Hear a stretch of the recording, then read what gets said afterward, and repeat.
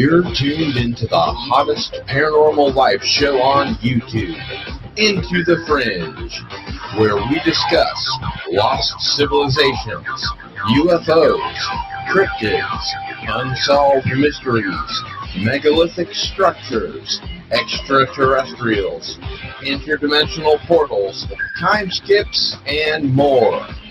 Don't change that channel, because now you are leaving the mainstream and entering into the fringe.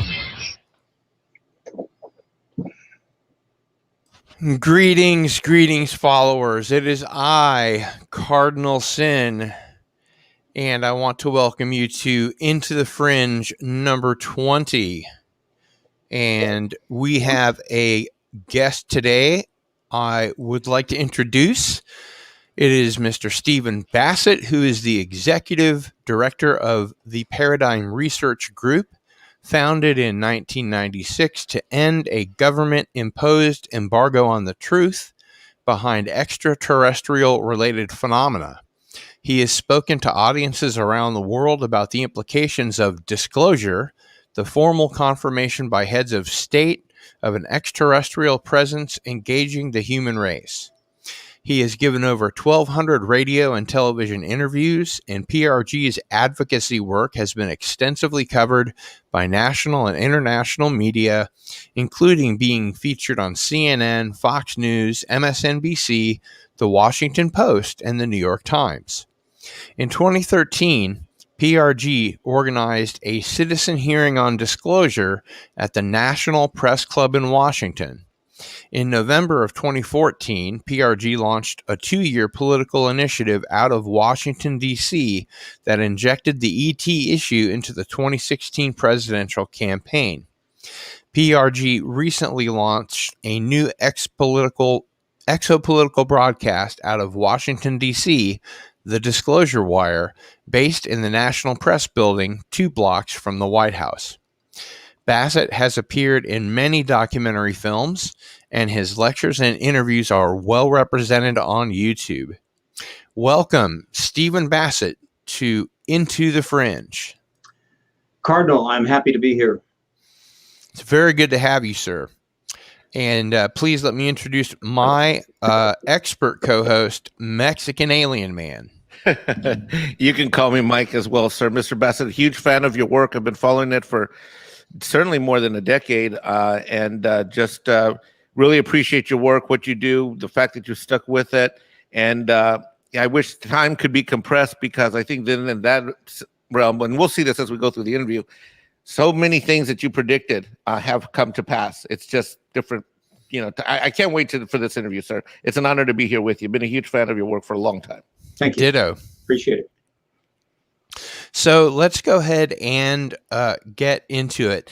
Now, Steve, I wanted to mention that we have an intermediate level audience, so we can skip over some of the basics. Let's take it as rote that many of them are familiar with your efforts and what you do. That being said, let's cover some basic groundwork. What is exopolitics? Exopolitics is a term that emerged around 2000. And it refers to the political implications of extraterrestrial phenomena, the government's response to it, the public's response to it, and that's a broad spectrum.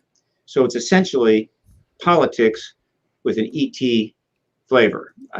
And one day there will be sub domains within, say, political science at universities, and they'll have actually whole sections on exopolitical science. And as you get into further down the line with disclosure and then maybe open contact, exopolitics will just grow and grow in terms of its importance. Excellent. Truth embargo versus cover-up. What is the truth embargo? Is it the same as the UFO cover-up? No, but it refers to similar things. I take responsibility for that phrase. The UFO cover-up was bad language, and in activism, it's very important to have good language, precise language. Emotional terms and so forth that don't really reflect reality actually will hold back an activist movement. So UFO cover-up is a problem because, one, the term UFO is fully corrupted by intention. It's the plague carrier of ridicule for this field, and has been for decades. And then cover-up implies that the government was doing something illegal. You don't cover up legal activities. And so by doing that, by saying UFO cover-up, first we're hooking whoever you are to the whole intellectual ghetto of ufology, which is what the government wanted to create. And secondly, you're criminalizing the people inside the government, the vast majority of whom are simply trying to defend us against our enemies. And so it's not helping. It's bad all the way around. So truth embargo is exactly what they've done. They've embargoed the truth. It's a legal policy under the National Security Act of 47, and it's not something that you cover up. Now, they have covered up the ET presence, in a sense. I guess you could say Right. they're held it back. But the policy, hidden, whatever, the policy is legal. And so that term, truth embargo, has actually kind of taken hold. So I'm proud of that. Why is the truth embargo not illegal? It was instituted, it was a policy that formulated between 47 and 53. The culmination, I think, of this formulation was the Robertson panel, which gave the report in 53 that we didn't learn about for another, I don't know, 10, 20 years, something like that. And that policy was that the phenomena, which they knew was extraterrestrial since Roswell, so let's get that out, didn't seem to be a threat, basically. So, but the threat was that the public's growing obsession with it could be destabilizing. And so they needed to deal with the public's perception, not with the phenomena, and thus begins the truth embargo. And it was done for national security reasons. 1947, the Soviets have the atomic bomb secrets. They will test a nuclear weapon in 2 years. Then they'll test an atom bomb, then they tested a hydrogen bomb. They have missiles. Our military intelligence complex knew where things were going. World War III. I mean, we were on a roll. We'd had World War I, we had World War II, was even bigger. And based upon human histories, the history of human race, we would have World War III in that same, and go for the whole, The trilogy, the trifecta. The trilogy, exactly. And so obviously they didn't want that. And in the middle of this extraordinary post-World War II situation, unprecedented in a lot of ways. Well, I guess the nuclear bombs were unprecedented. I think the Soviet Empire was unprecedented. But the fundamental ideological standoff between East and West was like, wow, off the charts. They've got a crashed vehicle and dead ET bodies. They don't know where they're from. They don't know what they want. They don't know what the technology is. And so this has got to be classified. This has got to be held as national security matter. Now, they had a problem, though. And that is that unlike stealth airplanes or some new secret torpedo or something, you just build it underground or in a hangar somewhere and nobody knows. But this thing that they had to contain was flying around in the air all the time. It's kind of awkward, Imagine if the stealth bomber program was being, they were trying to keep it a secret while the stealth bombers were just flying around over the United States. There goes that unusual bomber. That's the situation they had. So the best they could do and what they succeeded in doing was, okay, yeah, you're going to see them.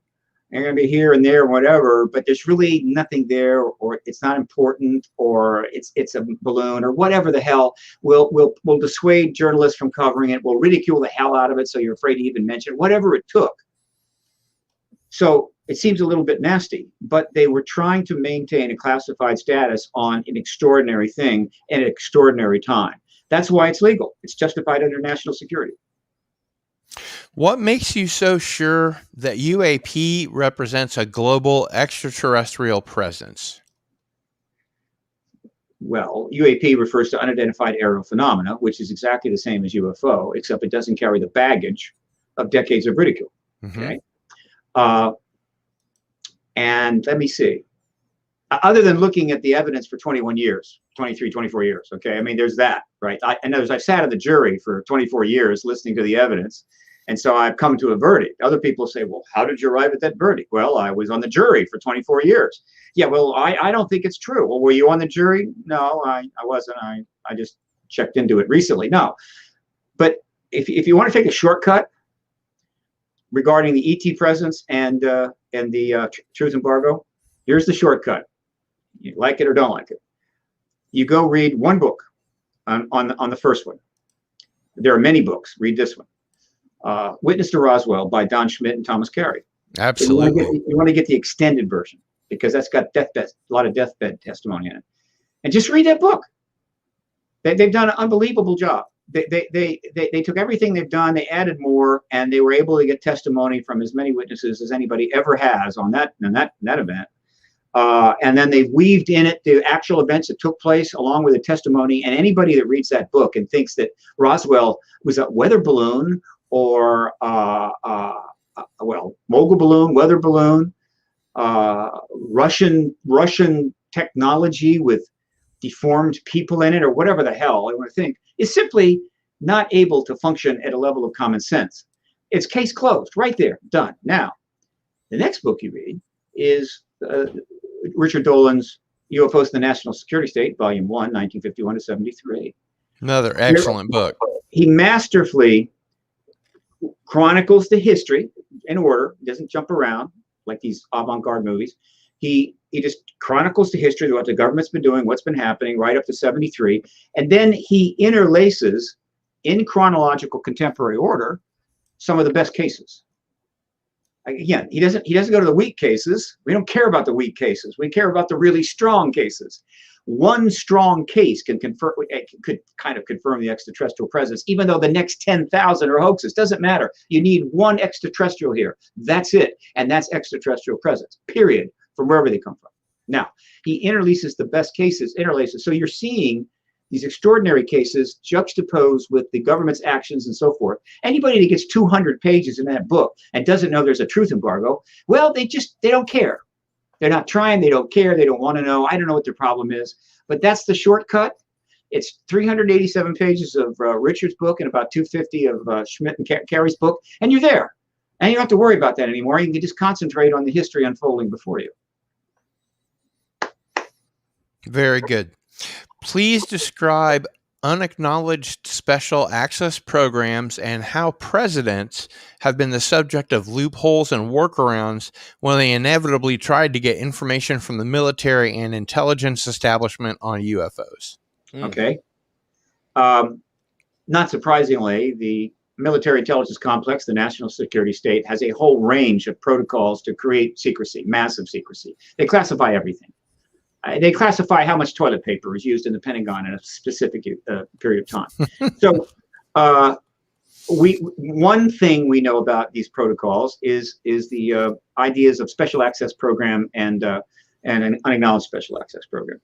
The special and special access program means that even though your security clearance technically puts you at the level of that program, or below or up, whatever, you have to have an additional special denotation to access it. So it's your clearance plus, right? And that's what makes it a special access program. Okay. Now, the thing about a special access program is that if you are in that program and you're over at the Pentagon having lunch with a colonel or a general who has the same level of classification that you have, and that general who doesn't have access to the program, yes, ask you, look, I understand you're working on that nuclear torpedo, or you're working on that project over there in F-wing or whatever the hell. What's happening over there? And the person would say, General, look, I am involved in the project, but I'm sorry, I can't discuss it with you because you don't have the clearance for that particular program. You don't have the special access. And the general would acknowledge that. Yeah, you're absolutely right. Okay, fine, no problem. Now, what is an unacknowledged special access program? It's the same thing with an additional protection. And here's how that same lunch engagement goes. The general says to the employee, again, he has the same, you have the same, both of you have the same security level. He says, I understand that you got involved in some program in the F-wing, 18th level below ground, whatever. And the response to the general, who may outrank you by 3 stars or whatever, is that I don't know what program you're referring to. You getting it? Right. Yes. That's exactly the case. And so an unacknowledged special access program means that theoretically, the only people that can discuss it have the clearance and the special access.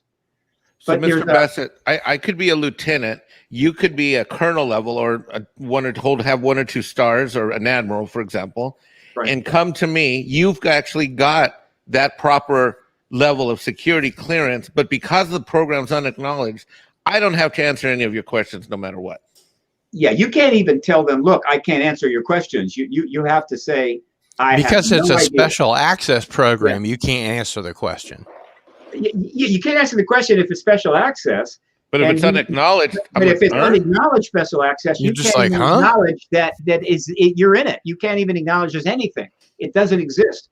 Now, there's one person in the country that doesn't need special access, or, well, I think there's an automatic application of security clearance, so we'll assume that, but doesn't need special, and that is the President of the United States, the only person.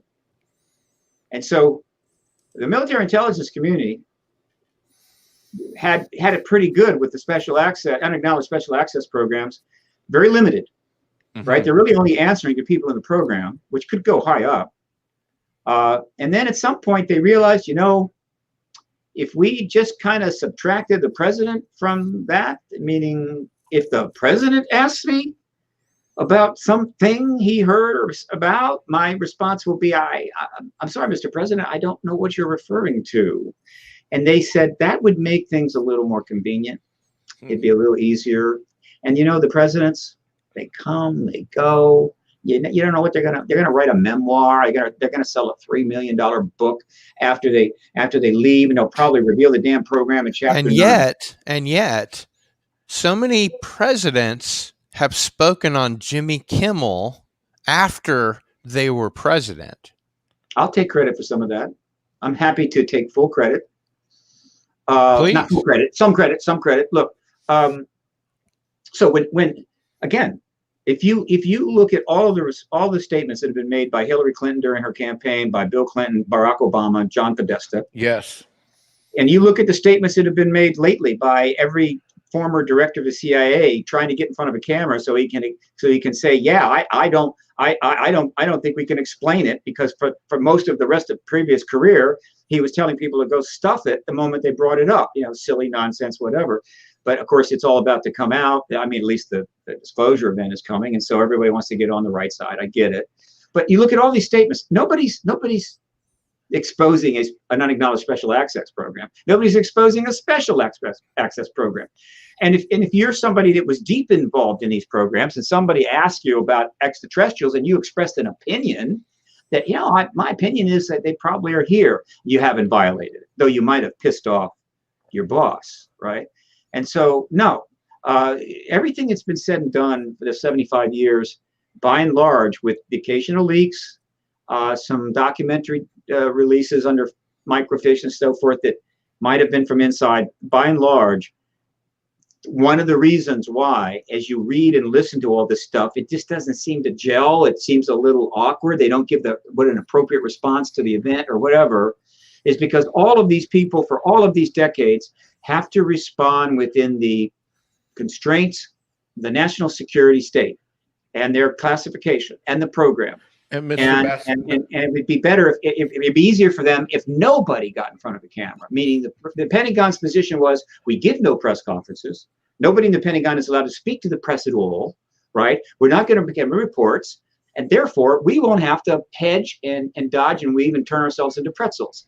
Unfortunately, this is a constitutional republic, and the Pentagon can't do that. And that's just part of how you operate under a truth embargo of this size and scope.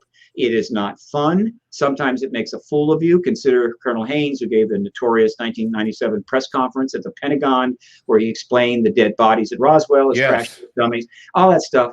It is not fun. And the Air Force particularly has been absolutely embarrassed to the core.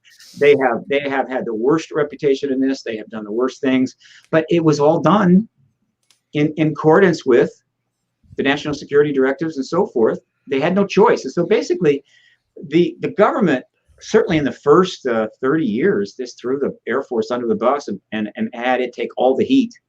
And the Air Force is not fully recovered. In fact, if you notice, in the last 3 years, What's the one entity that has absolutely done nothing, said nothing about these amazing events going forward? Air Force.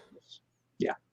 I mean, there's even been more independent guys of the Army talk about things that they've experienced in Afghanistan, on the ground or near air, and so forth. Mr. Bassett, I wanted to ask you 2 follow-on questions. One is that, you know, you lead me to think, is that why one of the fellers that left the To the Stars Academy, I believe he was more kind of in that kind of realm of the security folks. I mean, Elizondo. I'm sorry? Elizondo. No, not Elizondo. There was a third No. fellow. There was Elizondo. There was oh my goodness, Chris Mellon and Steve Jobson. That fellow guy. Right. I thought his departure was a bit odd when he sort of split off. But maybe you're making me think that maybe it was more strategic, tactical. I don't know. You kind of. Yeah, here's my thought on that. He hasn't said. I mean, I haven't heard why he left. No, well, none of them have said why they left. That's a good point. I think there's a reason for that. Okay. They didn't leave because they were mad at Tom Long or didn't like the trend his music was taking. They weren't fired or anything.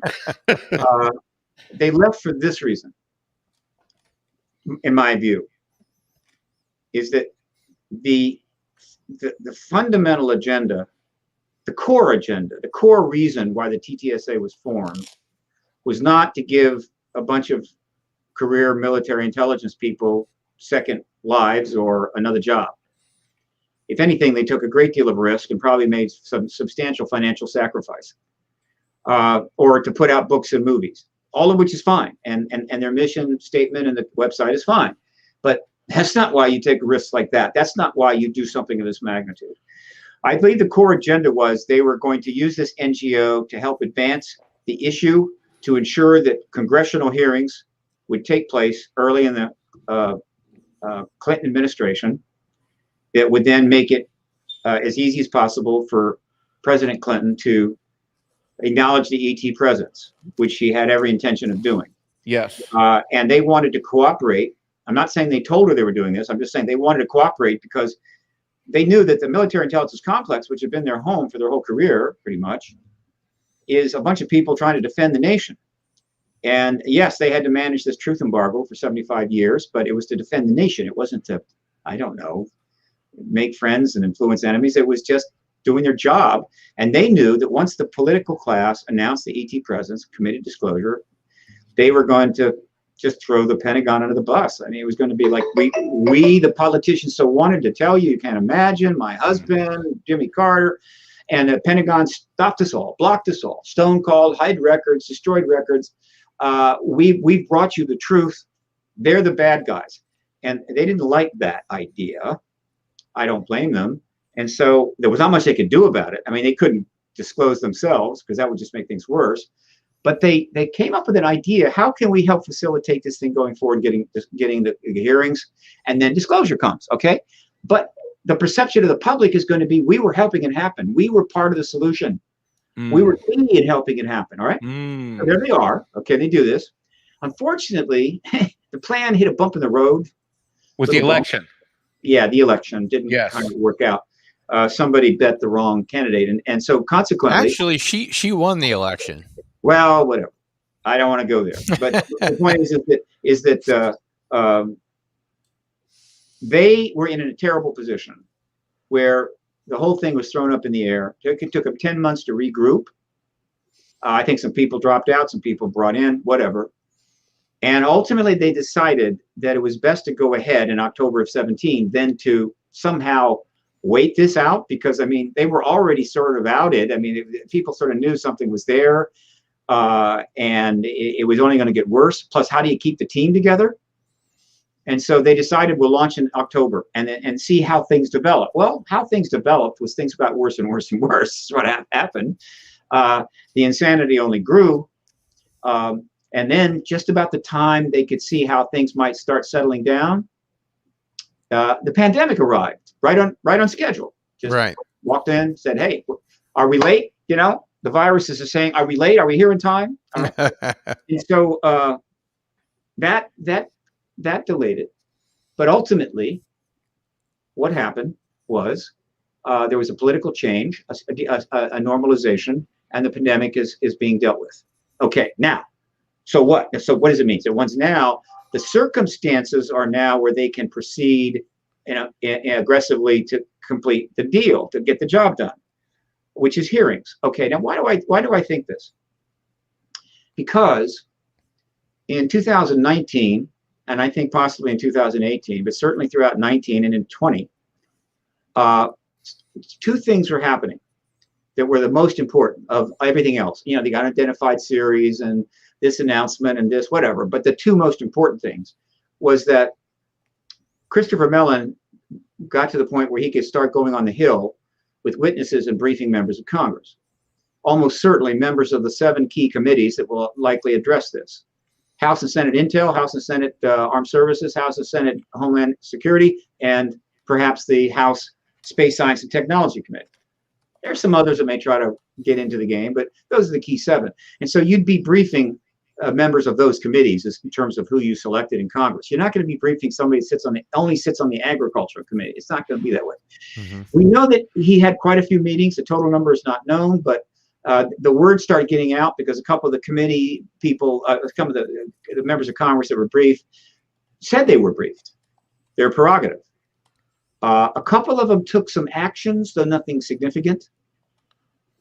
I think the number of briefings were substantial. Could have been 20, could have been 30, could have been 40. We also know that in, I think, July of 2019, the president got briefed in similar fashion.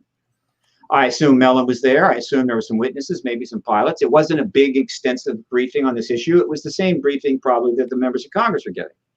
There was no significant reaction by the president to this, but it happened, which was significant for me, which is why I pulled up stakes in California and came back to Washington to get reset up again to deal with the final act of this play. Right. So members were being briefed. They were being briefed off the record in a sense. In other words, there wasn't public. There was no press release. There was no press involved. They were simply being briefed privately about an important issue. There's only one reason that you do that. There's only one reason you brief members of Congress privately off press about an issue. Prepare it for holding hearings on that issue. That's why you do that. Yep. Okay, so that's the first clue. Second clue. The one thing you can see about the history of Lou Elizondo in this, starting from the day he arrived at the To the Stars Academy, which is, I think, the day before. Well, that's when he joined up. When he knew about it, we don't know. And everything since. The To the Stars Academy's program, Unidentified on History Channel, and other interviews he's given and so forth. Lou Elizondo has been accumulating military witnesses for a couple of years. Many of them actually, some of them were in part of the series. As the series went on, a couple new ones turned up. Some of them were in silhouette. But that didn't stop there. He started accumulating more witnesses. Now, why? Why was he able to do this? Simple. When the articles in the New York Times turn up, when Fravor comes forward, when the other pilot comes forward, when Day comes forward, and nothing is happening to them. In fact, they're getting wonderful press. They're kind of treated like heroes, right? There are thousands of people throughout the military services, the intelligence agencies, most retired, who immediately recognized that the gate to the barn had just been opened. And it was okay to go out into the pasture and take a nice run. You weren't going to get cashiered. You weren't going to lose your pension. It was okay. And so many of them were thinking, maybe I should talk. Well, what do you think they went to the New York Times? No, they got in touch with Lou. I could be wrong, but I think they did. And so he had many, many months to review, vet military witnesses. The show was over. There's only so many they could do there. But I would guess he has a Rolodex of a substantial number of military witnesses with stories like Fravor's and others for more than one service, and that a significant number of those are prime candidates to be the initial witnesses at the hearings that I believe are coming. And so you've got the witnesses and you've got the hearings. It looks like they're trying to ensure that congressional hearings on this issue, the real ones, the real deal, take place. There have been 2 before, one in 66 and one in 68. Both of them were one-day show affairs. They meant nothing, though the testimony was sincere. But it was all about wrapping things up, and then they closed down Brew Book, did the Condon report, and went vacation in the Caribbean. And so, but the real hearings when the issue was treated at the level it should be treated, they have never happened. And every effort to get them has been absolutely blocked. And there have been many efforts to get these hearings. No way. HEO was trying to get hearings in 52, right? Really trying to get them. NICAP tried to get hearings after that. Not a chance. So hearings, why is it important? You have these hearings, the embargo ends. Okay, now, not too long ago, not many weeks ago, we learned that Elizondo and Mellon and Justice stepped out of the TTSA. They left it. And that to me was very significant. Why? And that's when they created the TSA? No. The TTSA was created in October of 2017. Oh, I'm sorry. That was the ATIP to TTSA. The ATIP program. They stepped out of the TTSA and became private citizens again. Now, why would they do that? It's simple. At some point, you have to get down to the real negotiations of the hearings, the setting up of the hearings, the putting it together, right? It's this is real stuff, right? It's not getting, somebody gets briefed, the congressman gets briefed. It's like, okay, the committee staff has got to be brought involved. Decisions have to be made about timing, witnesses, everything else. And these gentlemen are going to be the ones negotiating from our side of the table. And it would not be appropriate or convenient for the staff of these committees to be negotiating with a public benefit corporation composed of many people that has multiple agendas, including putting out books and documentaries and stuff. No, they're not negotiating. They have to negotiate with a person. And so they had to step out to finish the job. Made total sense. All right. Now, the question was, I got why Mellon and Elizondo dropped out, but why did Justice leave with them? Now, it's possible Justice just left because he had enough and he just didn't want to be involved anymore. I think the odds of that are quite low. Here's the best interpretation I can have of that. I believe the witnesses will all be military witnesses because they're the best. You want to put on a show, I say put on a show. If you want to have an impact, if you want to have a quality hearing where everybody is paying attention and people are believing what they're hearing or giving it proper attention, you want military witnesses because they take an oath when they sign up to serve. Their records are fully known, where they served, how they served, what their jobs were. They're excellent observers of what they see in the sky. They know all the military aircraft. In the sky, on the ocean, the whole 9 yards. Sure. Or if they're military intel, they have that perspective. And then they take another oath when they sit down at the committee table. Right. So who's going to, so the debunker's going to say, guy's lying. Yeah, he's just making it up. Trying to make some money. He's trying to get some fame. Oh, but please. When you have gun camera footage as well. Yeah. Okay. So, but there's another group of individuals that might be appropriate for the initial hearings. And these are civilians working in ET-related, highly classified programs under contract with the government. All right. And such people would be working at organizations like Lockheed Skunk Works. Yes. In fact, we know they worked at that and others. And so if they're planning on vetting or working with or bringing in some government contractor witnesses who had the same kind of access that some of the military intel people did, and Steve Justice would be the appropriate person to work with that, right? So that's my take on that. And so now we get to the punchline. Why are they doing this? Why are hearings so important? Why all these risks being taken to get these hearings? Why did they wait until the situation was stable and so forth? It's this, and this is my catchphrase scenario, which I'm just pounding out there into the media. I've already done, this is my 86th interview this year. Wow. I plan to do 500 this year before it's over. Anyway, here's my That's phrase. outstanding. That's outstanding, sir. Thank you. Thank you. You're welcome. This is my phrase. You're welcome to use it. Just Venmo me 10 cents. 10 cents a use. I'm happy with that. Okay. Here it is. What you have been seeing, certainly for the last 3.5 years, and to some degree even before that, but the last 3.5 years is what matters, is a public relations driven extrication project. Okay. And what the hell is that? I mean, that's a good question to ask.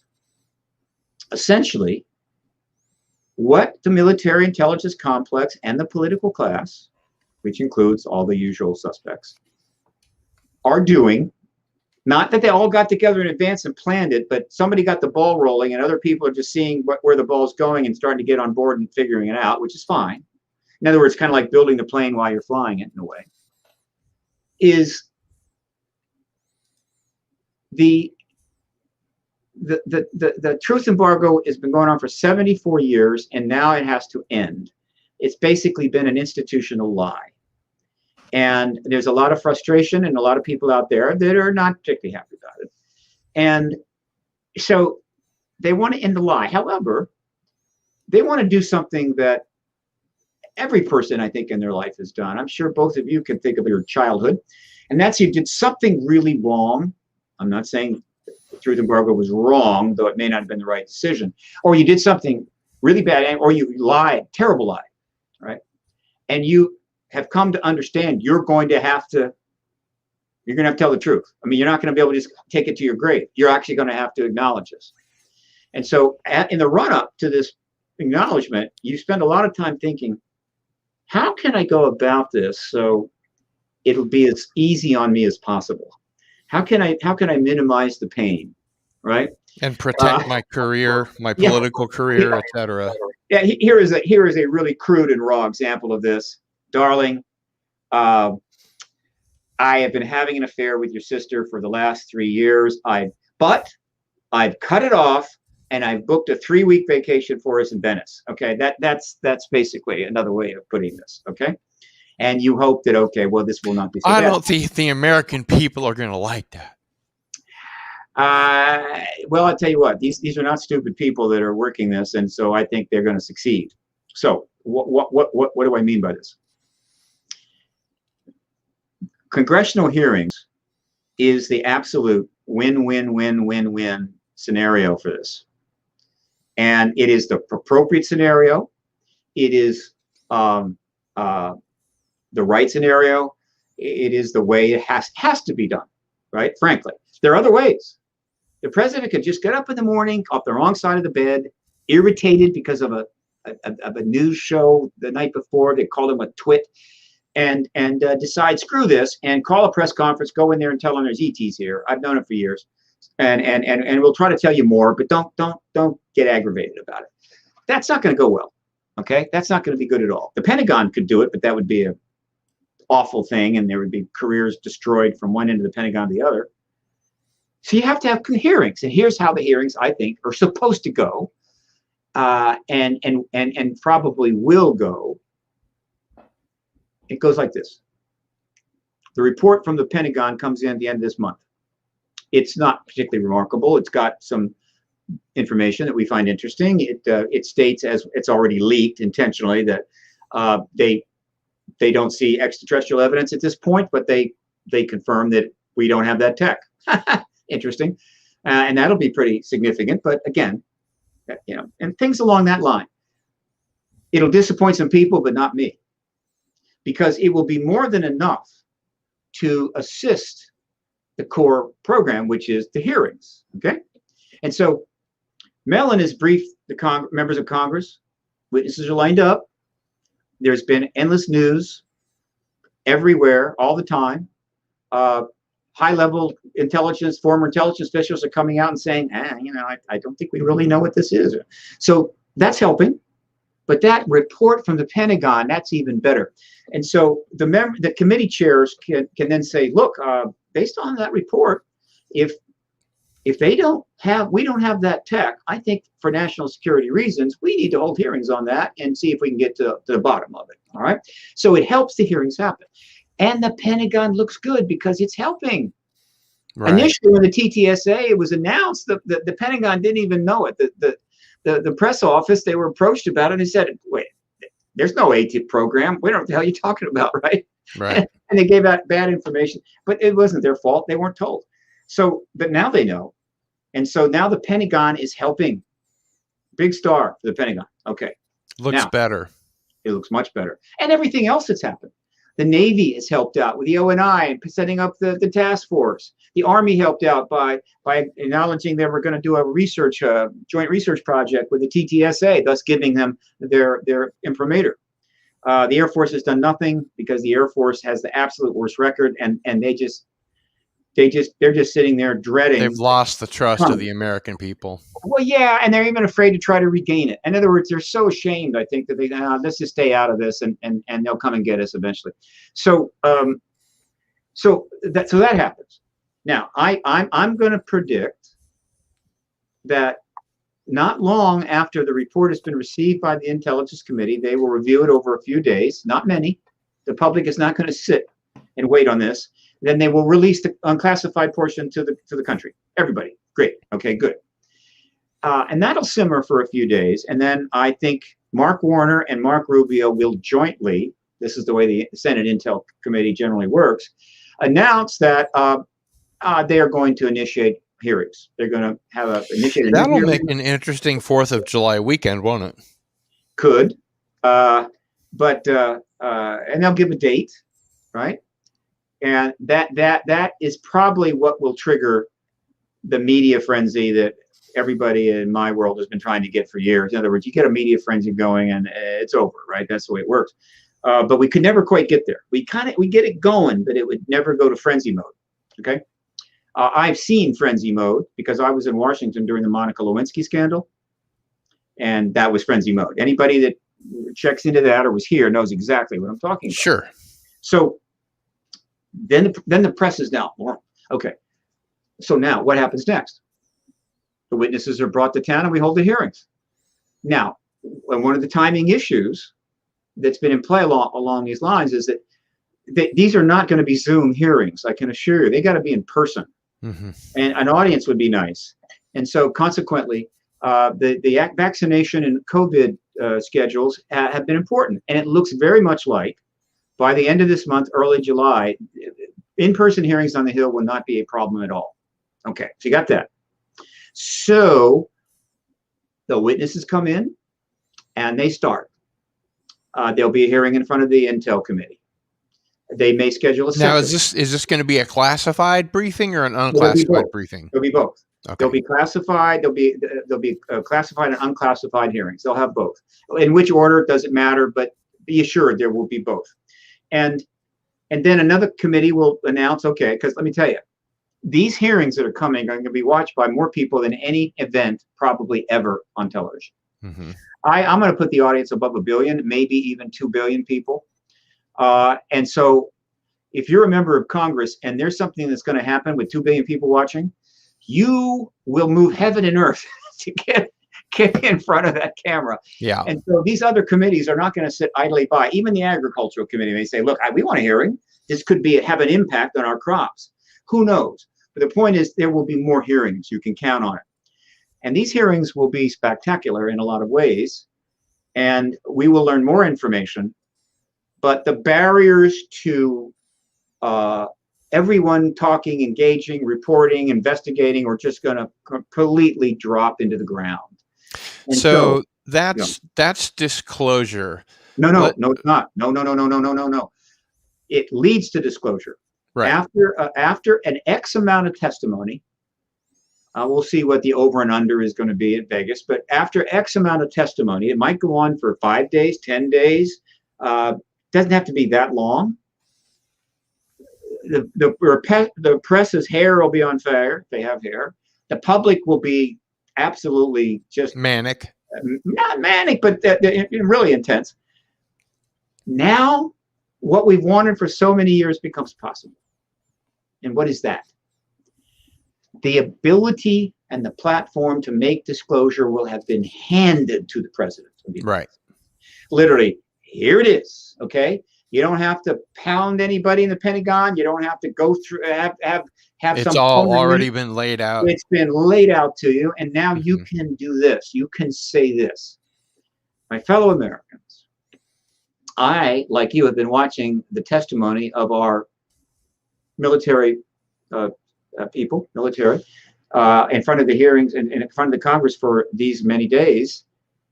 I have also discussed this, and I've discussed this testimony with the key congressional leaders. I've also talked with my people at the Pentagon, and we have come to the consensus that this testimony clearly establishes that the phenomena, some of the phenomena, doesn't matter how much, is non-human in origin. That's disclosure. All right? Right. And that's it. Okay, we're in the post-disclosure world. That's all he has to say, but whatever. Now, who are the winners? Congress wins. The committee chairs, oh, they really win. The committee members win. And one of the reasons committee members win is that because for one of the few times, they're going to have an issue in front of them that is extremely important with millions of people watching, and there is no partisan angle to it. Sure. Unless you just bend over backwards to put it in there. And so these people who are not stupid, but who are famous for holding hearings and putting on these political charades and shows and making fools of themselves, don't have to do that. They don't have to answer to the party in this. What they have to do is ask really cool questions, really intense questions, and listen really intently and just be good members of Congress. They win big. Sure. Okay. The military, as I said, is winning. The DOD is winning. All right. No, it makes total sense. The American people win, obviously, because they finally got the core truth, and the truth embargo is over. The world's people, of course, are also watching. They win. Our allies win because they no longer have to go along with this damn thing. They have to go along with this 75-year thing, and they can actually start talking about the issue. Sure. And the president is the biggest winner of all. He really can't be hammered about it.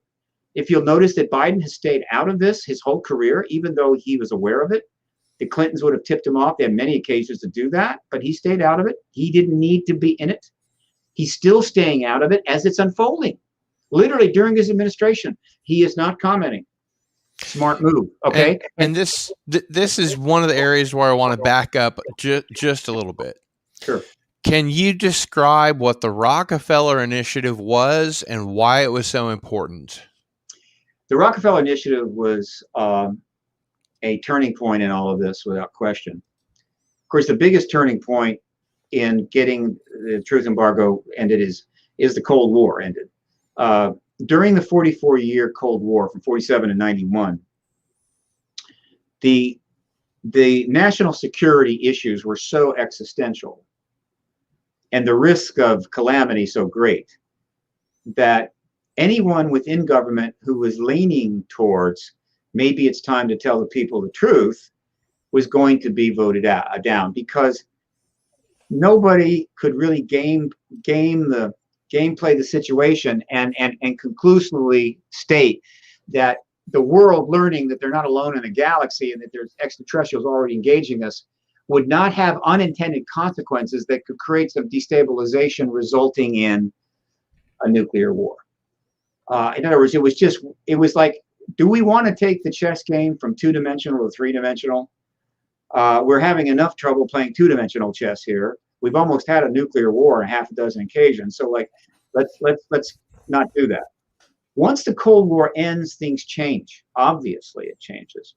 And one of the people that knew that was Lawrence Rockefeller, seen in that photo embracing Hillary Clinton.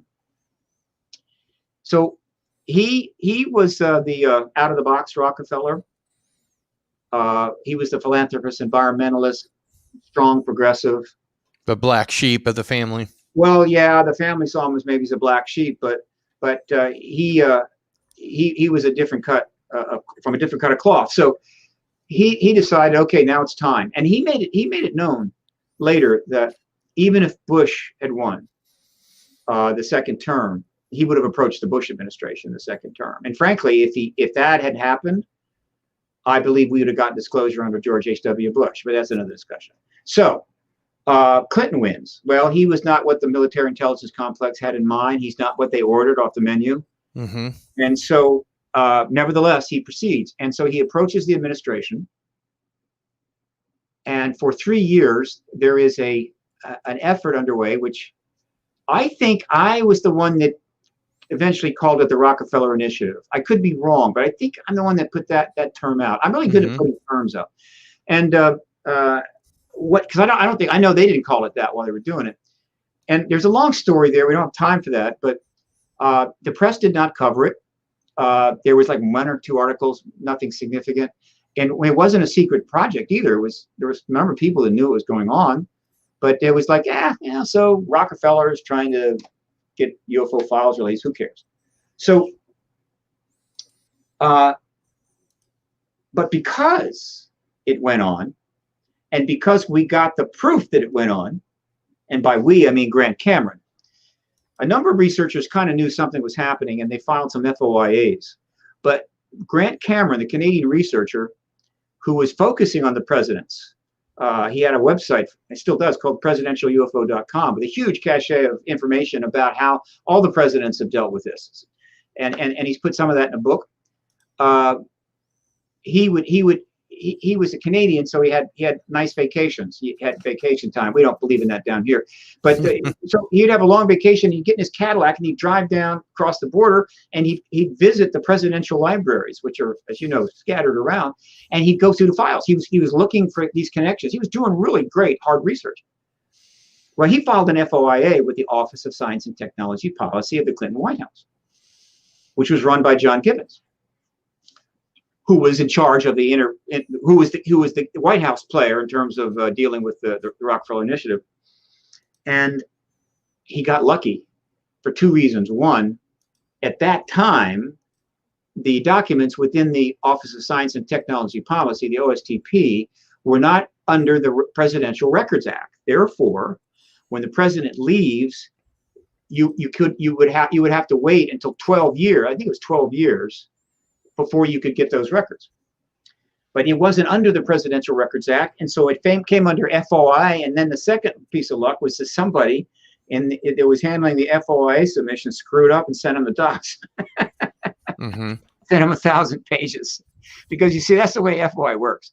You file it, they look at it, they got the records, but they don't want you to have them. You don't get them, right? You want to sue, fine. You can sue until the end of time. Mm-hmm. Once in a while, somebody will file a suit on a decline of an FOI and win, but it's usually because finding out the information is not that big a deal. But in terms of national security stuff, no way, Jose.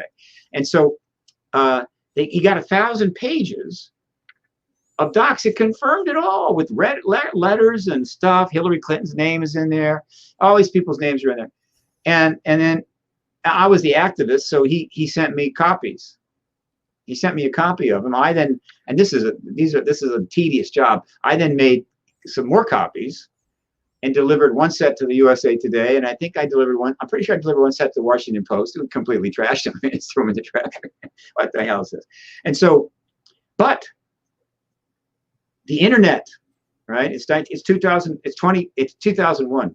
The internet, and so I had an old shag rug of a website that I didn't actually upgrade until 2018. I mean, embarrassing. I think if I had upgraded that site 10 years earlier, we'd probably be in the post-disclosure world right now. But don't blame yourself. I had one great section, and I put up 143 of the most important documents with thumbnails you punch through, and other things that just sort of presented the Rockefeller Initiative. And so I was handing out that link to reporters for the next 20 years. Well, the next 15 years. Well, I still am. And so we could keep it alive. There was no way it was ever going to go away. It's not going to be buried. All right. So the other reason why the Rockefeller Initiative is so critical to what happened is because, one, the Rockefeller Initiative was, of course, the situation in which the military intelligence complex told President Clinton, go away, little boy. You don't play with the big guys, okay? Go back to Arkansas, smoke some pot, get a mistress, whatever the hell you want to do, mm-hmm. but you don't hang with us. Now, I'm exaggerating, but basically they just cut him off.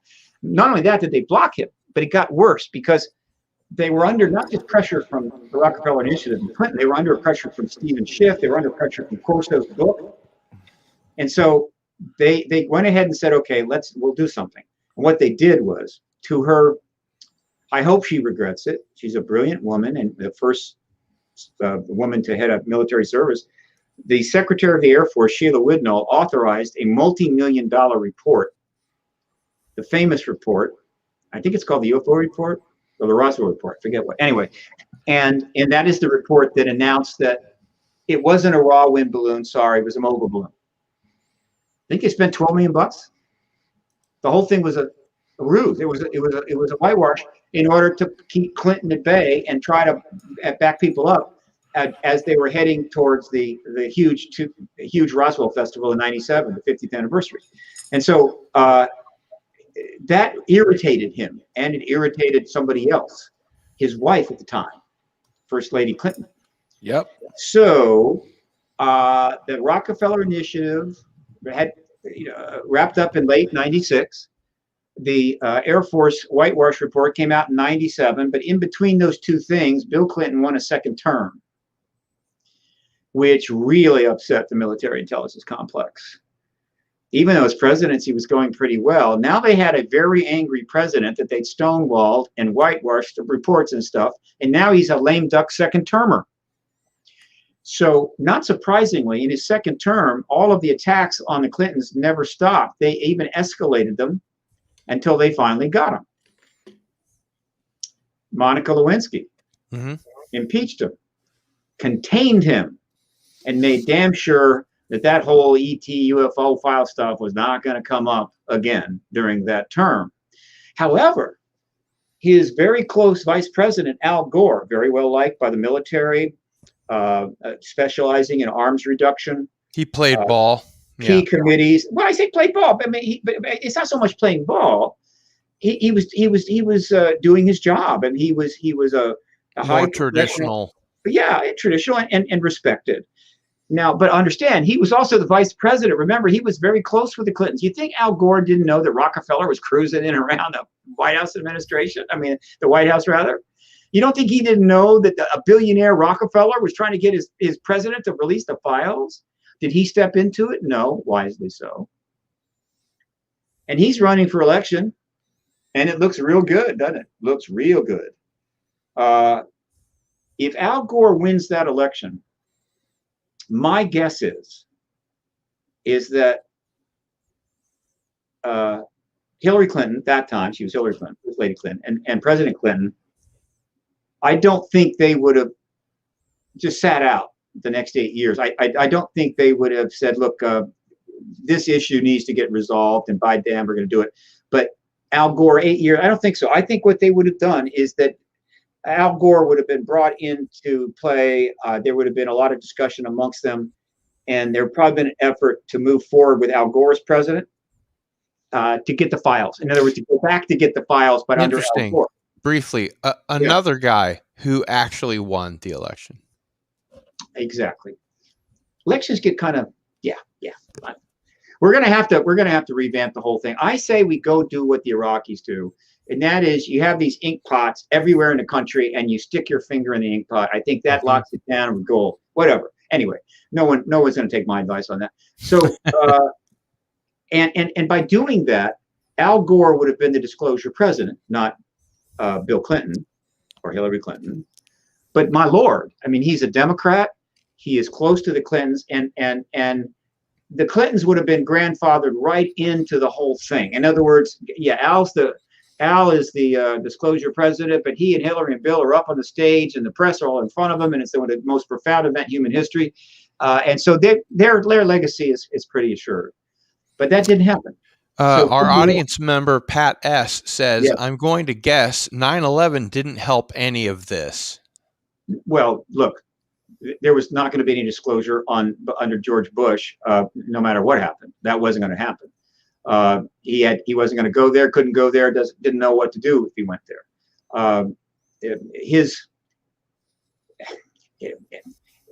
Bush's administration is a tragedy in some ways. He comes in as the son of a very important president with vast contacts throughout the military intelligence complex. Someone that I believe had he won a second term would have ended up being the disclosure president then. But and everybody thought he would. He had an 80% approval rating during the first Iraq War because he was it. I mean, look, again, remember I talked about the public relations driven extrication project. If you're the military intelligence complex and you're going to end the truth embargo, And you've got a president like H.W. Bush with his credentials and backgrounds and gravitas and everything else, you know that George H.W. Bush is going to help make sure that this happens in a way that you don't get thrown under a tank. Okay. In other words, and from a national security standpoint, their thinking is, look, this is a tricky maneuver. There's complications. It could have effects, but George can handle them. George will be able to handle that, right? It's okay. So maybe we disclose. He couldn't do it in the first term, and the Cold War ends in the middle of his term. It would have been difficult to move immediately anyway, but then he was in the Iraq War. So, I mean, it couldn't happen under his first term. So he loses. So there's that. Now we go forward. So when George wins, he's got this father behind him, and theoretically it could set up that way. I mean, what father would not want his son to achieve the greatest political legacy in history, to be the disclosure president, the president that confirms to the world the 18 presidents? Unfortunately, George, who got elected with a great deal of help from the evangelical community that H.W. really didn't care that much about, he broke away from his father. There were a number of advisors that were working with him or helping him, and he just basically turned away from them and said, I'm my own man. In fact, he was asked a question about who he looks to for, I guess you could say, counsel on how to proceed. And he didn't say his dad. He said the guy upstairs. Right. The big man. Yeah. When George Bush breaks away from H.W. Bush, I'm afraid the military intelligence complex had to view him very, very differently. Yeah. And so I don't think it would have happened even if we hadn't had 911. But once you have 911, game over, game closed. Yeah. Okay. So that shuts us down for 8 more years. And so we go through the Bush presidency, and Bill and Hillary Clinton are sitting there doing their thing, raising huge sums of money and foundation stuff and having a good time.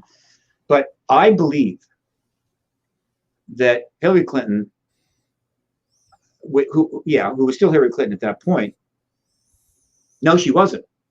Eventually, during the Bush administration, she's Senator Clinton. So I'm going to refer to Senator Clinton. Senator Clinton, I believe, knew that she could be president. And I believe she was determined that the legacy that was denied her husband would be hers. And of course, then her husband would be grandfathered in immediately. And the Rockefeller Initiative would become a major story in history and all good. And so she was obviously going to run the first chance she had. That chance was 2007. So now it's been 16 years since her husband left office. 16 years. And in those 16 years, a lot had happened. The activist movement grew. I turned up. And Mr. Bassett, you are going to cover at some point your 2013 conference because I think that's very important. I will.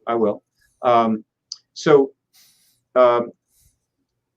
in a sense, the ability to disclose, the reception for it was only getting better and better. But time passes. But she was patient, and she waits until 2000, and she runs in 2017. Okay. My plan right away was, okay, she's going to run. I'm going to force the Rockefeller Initiative story into the campaign so that she's having to respond to that. Never get the press connected. This is how I connect the press to that event or to that period. If you're running for president, and that's a legitimate story. Theoretically, the journalists should be all over it, though one can never predict what journalists will do. And so I started to do that, right? I started to get that going. I got some articles out. I got on TV a little bit. But before anything could catch fire, she's forced out of the primaries by Barack Obama. And so he wins. Well, now it's 2009, and I don't really, the activist movement doesn't really have a path here. She steps out of the picture, kind of goes more in the background. She's got, well, I say she steps out of the picture briefly, but then she's brought in as Secretary of State. So that's a big deal. In fact, that's important. So now the question is, can she wait 8 more years? Can she hold out 8 more years and be president and get it then? So don't know. Because Barack Obama would have been a reasonable president to be the disclosure president. Sure. And I said that many times. He had the intelligence, but he had one thing that was most important. He was a man of color. And that's important for this reason. The truth embargo has held the fact that extraterrestrials are engaging us in the modern era, if not for thousands of years, not just from the American people, from the entire human race. Okay, they've all been lied to. That includes the Chinese, that includes South America. All the governments have gone along. No government, no head of state has ever announced there is an extraterrestrial presence, and let alone held up some proof to confirm it. It's never happened. What about the Cometa report? That wasn't, well, that was just a committee. It was France. It wasn't a head of state. It wasn't a head of state, but it was France sending a message, I think, to the U.S. You know, we're so tired. We're so tired of this, having to do this, right? Would you stop this, right? We want to tell the truth. We want to move on with the civilization. So gotcha. That's the Cometa report has, which of course bounced off our media for some time until Leslie Kean brought it to life, which is one of her great accomplishments. So, but so Obama, if you're going to have a president of the United States go to the world and say, we've been lying to you for all these years, there are extraterrestrials, given the fact that it's 84%, and I looked this up recently, 84% of the human race are, according to your typical Caucasian, people of color. 84%. We're down to 16%. Okay. Something that does upset people a lot. There are people that are upset by that. And what can I say? Hey, we've been in a minority for a long time, 16, 42, what the hell's the difference? Right. But that's their problem. So I thought that was a huge, and I wrote about this. I thought it was a huge thing. In other words, hey, I think the world is going to be able to say, thank you, Barack Obama. I appreciate that. And isn't it cool that someone of your skin texture is the one that finally told us the truth? By all these old white guys couldn't do it. All right, whatever. I'm sort of making a joke, but I'm half serious.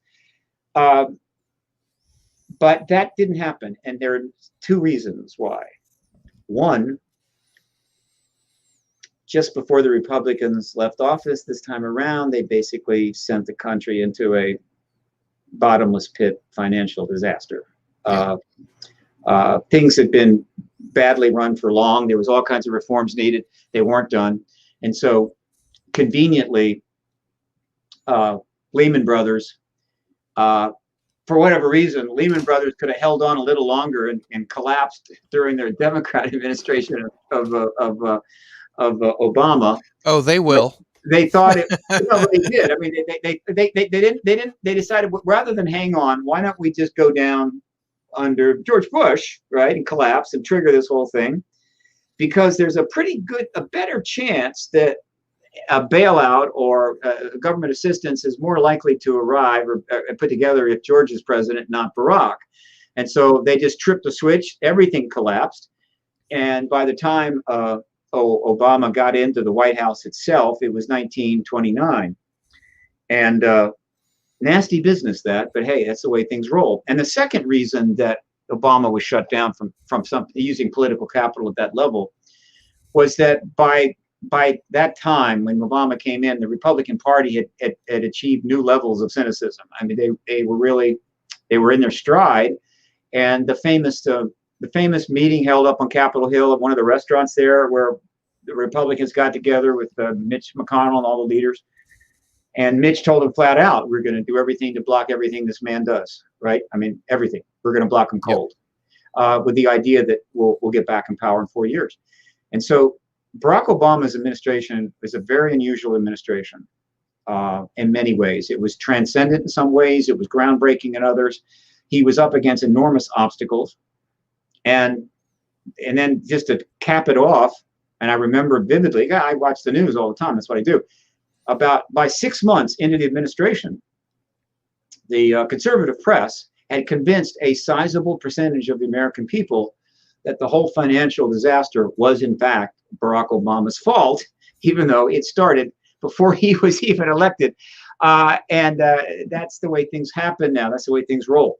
So no disclosure under Barack. However, there was something that a lot of people didn't take notice of, but I was happy to point out at every opportunity, is that when Barack Obama became president, in November of 2008, after a difficult primary campaign in which a lot of bad blood developed between he and his campaign people and the Clintons and their campaign people, because the Clintons made some mistakes there. They underestimated, well, they just made some mistakes. Nobody's perfect. And this was a very unusual campaign. They were in a very tough position. The first thing he did was hire one of Hillary Clinton's top people, John Podesta, to be his chairman of the transition team that picked the new government. Very generous of him. That surprised me, but I was pleased. Then they picked Hillary Clinton to be the Secretary of State. Well, Clinton, Rockefeller Initiative, okay, following me? Then they picked Leon Panetta, who was the chief of staff to Bill Clinton during the Rockefeller Initiative, meaning he spent most of his time in the Oval Office.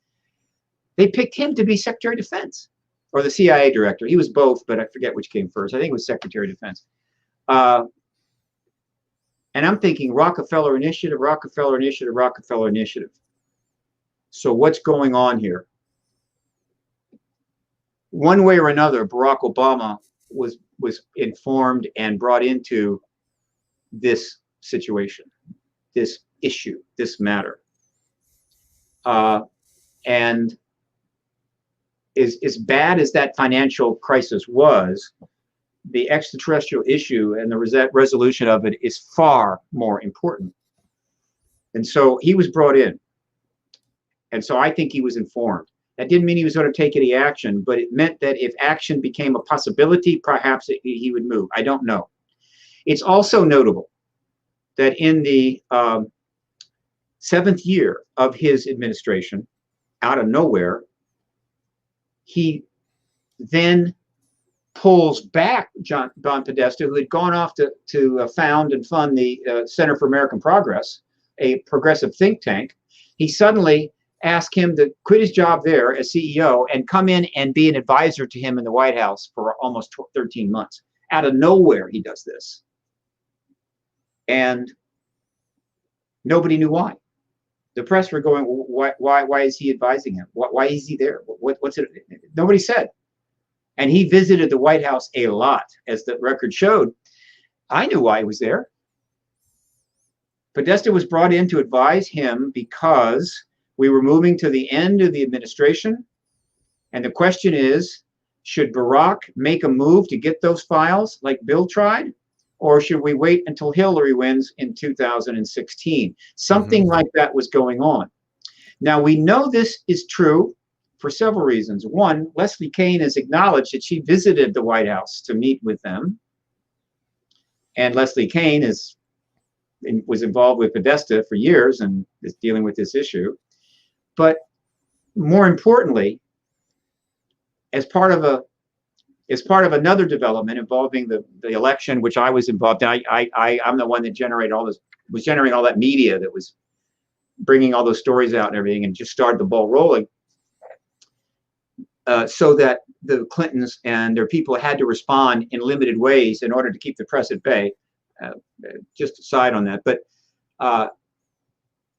the first response from the Clinton political team to all this media that I was pushing out of Washington that spread around the country, the first response of 11 responses during the campaign, nothing like that had ever happened before, was on the last day that John Podesta was serving as an advisor to President Obama, before he then immediately took over as the chairman of Hillary Clinton's campaign, which made him a rather prominent individual. He decided to put out a last tweet on his White House Twitter account, now known as the famous regret tweet. It's a piece of history, okay? And that tweet, of course, has been spread far and wide and is on my website and easy to find. I can almost paraphrase it perfectly. Last tweet. My biggest regret for 2014 is once again not getting hashtag disclosure of the UFO files. Hashtag the truth is still out there. Copy Maureen Dowd. Right. Now, the media saw that tweet, and I doubt there was one reporter in the whole damn country that understood what the hell that meant, or understood everything that was The implied. implications. Yeah. The implications of it. And so I will tell you now. I've mentioned this a few times, but here is how you read that tweet. Once again is referring to the first time he tried to do it, which was in obviously the Rockefeller Initiative period, 93 to 96. Mm-hmm. So he's just acknowledged that. He's just tied back to that without really spilling the beans. Once again, not getting in 2001, once again, not getting hashtag disclosure. Why didn't he just say disclosure? He could have just said disclosure of, why did he say hashtag disclosure? Well, when I started out, my PRG started out its election initiative with Clinton election in the winter of 2014. So between late November 2014 and January, through that about 6-7 weeks, two things happened. One, I delivered a set of DVDs of the entire 30 hours of testimony of the citizen hearing on disclosure to every member of Congress, all plus the five territories. That's 440 10 DVD sets, 5,400 and DVD sets. And then I launched a Twitter storm, or a tweet storm, depending upon one's predilections. Something that I thought I would never do as a young man. Mm-hmm. And for those of you that don't know what a tweet storm is, it's when a particular target is barraged with huge numbers of tweets coming from all directions, okay, to get their attention. It's not the same as toilet papering somebody's house at Halloween, but it's not particularly invited. It's not welcomed. Working off of a Facebook group that had thousands of members called the Disclosure Lobby, we generated about somewhere between 2 and 2.5 million tweets targeted at X number of Washington-based journalists and X number of senators and Congress people, right? So these are the one. By the way, the people that were targeted were the on the committees that I believe the hearings that are held for now, right? It was target, okay, and we reigned them with. And basically, we were saying, your office is going to get this set of DVDs. You should look at it. We want real congressional hearings, et cetera, whatever they wanted to say. But we invited all of them to include hashtag capital D disclosure on the tweet. So it would be blah, blah, blah, blah, blah, blah, hashtag disclosure. Obviously, John Podesta's Twitter account was included. So these rained down in Washington.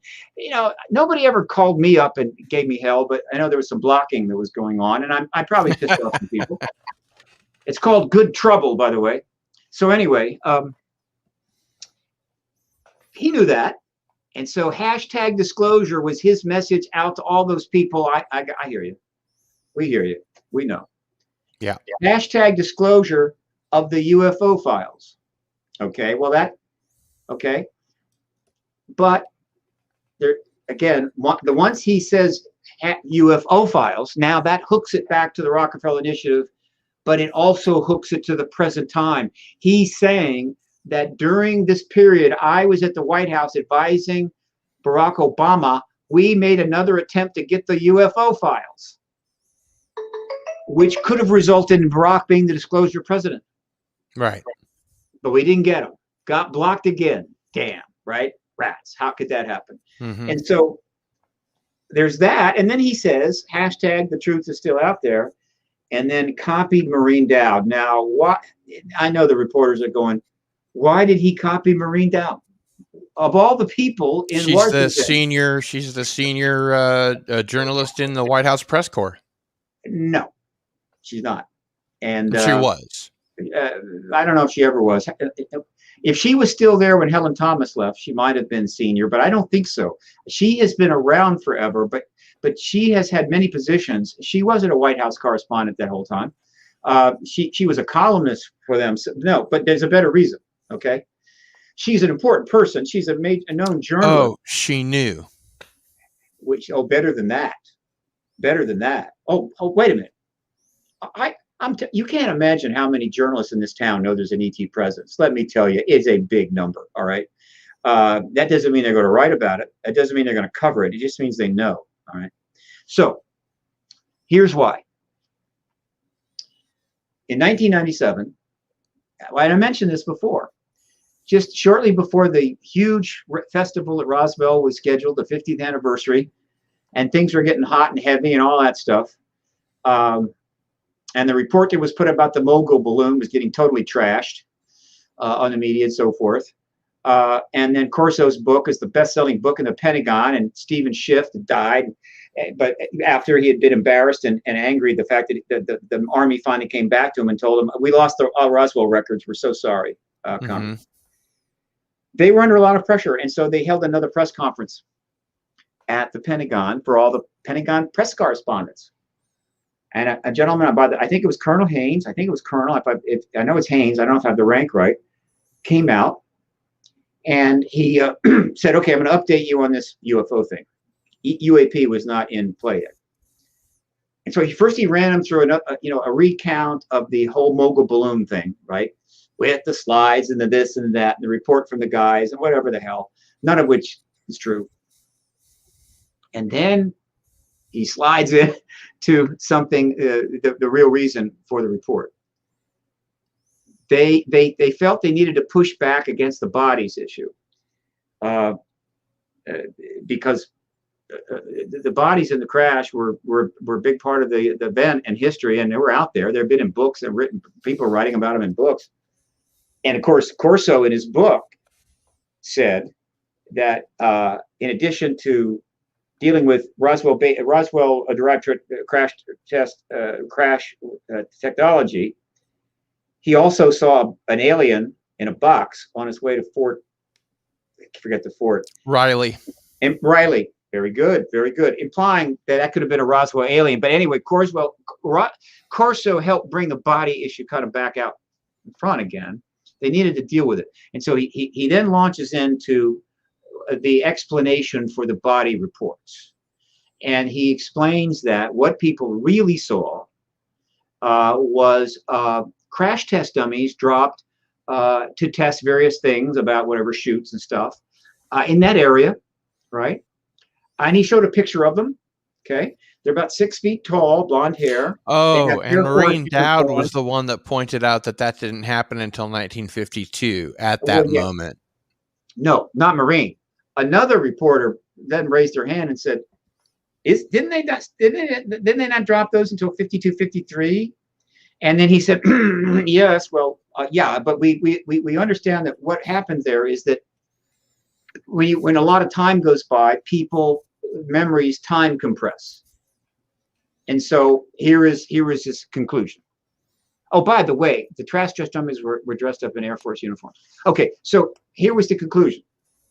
People think they saw 4 foot, 4.5 feet, gray, very slender, very large-headed, large-eyed beings in 1947, which in fact was a time-compressed memory of seeing 6 foot, blonde-haired crash test dummies 5 years later. That's what he was saying. Literally, he was saying. Okay.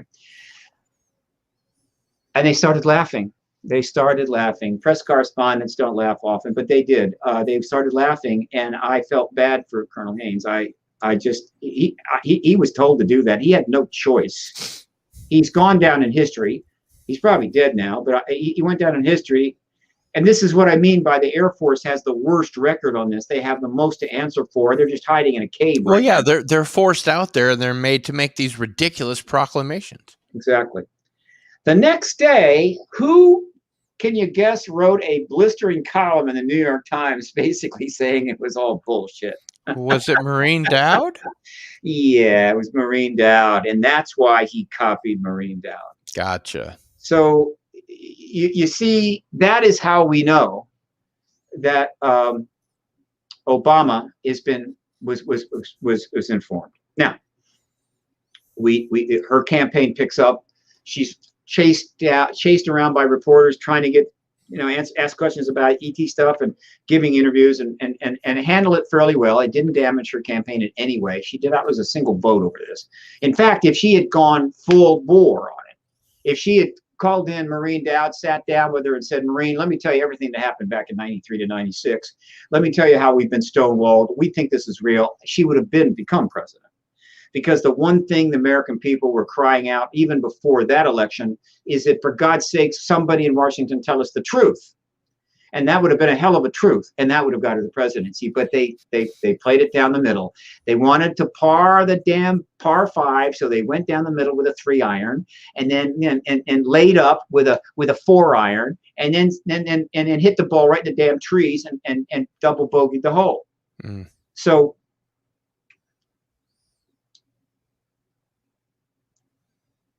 I'll get it in a second. So that is how we know that Obama was aware of this. But nothing was done. They moved forward for her to win the election. And she didn't. Now, on the way to her election in 2013, another way that I tried to influence, do my part to influence the process, was to hold a mock congressional hearing in 2013, April, May, Washington, D.C. at the National Press Club right upstairs from my office. And it was a big deal. We brought in 42 witnesses, multiple countries. We had 6 former members of Congress sit in as the committee members, 5 members of the House, 1 senator, 3 women, 3 men, 3 Democrats, 2 Republicans, and a libertarian, newly minted libertarian. It went superbly well. 30 hours of testimony. The press covered it. It was well covered. Not as much as you want. My good friend Joseph Bookman, who was key in bringing 5 of the committee members into the project, was the moderator. And another good friend of mine, Ron James, managed all the filming of it, and as well as the live stream. It was a huge event. We live streamed it in 4 languages. And so that was an effort to show the world, here is what hearings should look like. Here is the kind of hearings you want to have on the ET issue. And here is how they would go. They went wonderfully. So what are you worried about? And then I used that testimony to submit to the Congress at the end of 2014 to move into the election initiative. And so that gives you a setup to what is going now. Now, she did not win. The activist process was brought to a halt, and I went to the UK. I literally just couldn't take it. I went to the UK because I had a place to stay, and I just hung out there and tried to do some things remotely. I went to Moscow, gave an interview there that had never been done before, talking about disclosure and Putin and all that stuff. By the way, did you ever get the English version of that? Wait a minute. Yes. The original English language. It was in English and then translated into Russian. No, it was whatever piece. Look, they never broadcast the whole thing. What they use is pieces of it in some of their shows. They have shows like we do, but I did get and have, and up on my website have the English version. I mean, it was done in English. Okay, so I have that interview on my website with the Russian journalist speaking English. She's bilingual, and the only problem is that it was her camera, so the quality's poor. The quality of the network shoot was good, but only a little bit of clips. But the record of that hearing, that interview is there. It had never happened before. No one had ever discussed this issue on Russian soil. I say this issue. No one had raised the issue of disclosure and Putin on Russian soil that I know of before, ever. And in that sense, it was fun. But the point was like there was limited what I could do. And then the Tooth and Scars Academy launched in October, and I didn't get back until February of 2018. And so I was off the field when the the march to the end zone began on the 1 yard. Well, and when the game really got going, I was off the field, and as a result, my colleagues were getting calls and stuff and going on television and whatever, and I was out of the picture. My own fault, but I guess I can't have any regrets about that. It's not like you hadn't tried. Yeah, so I came back in 2018, and it's been taking a while for me to really get back to a project and doing something that could be important, and I'm there now, and I have played a certain role and taken certain positions with respect to the TTSA, which I think are helpful, and I'm ready for what's coming next. So that is kind of a full update about where we are, where we've been to some degree, and also where we're going. So let's take some questions. Great. So we've reached the last half hour of our show.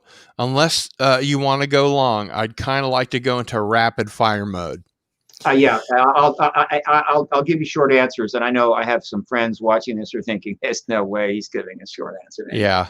I'll do my best. So for 7 decades, there's been a curtain of ridicule surrounding the very real and very serious matter of UFO incursions.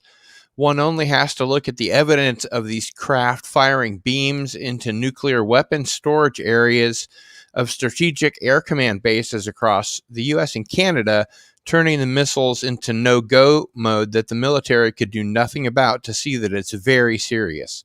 Right. Why then did hundreds of thousands of local and regional newspaper articles about sightings and contact never make it to the national wire?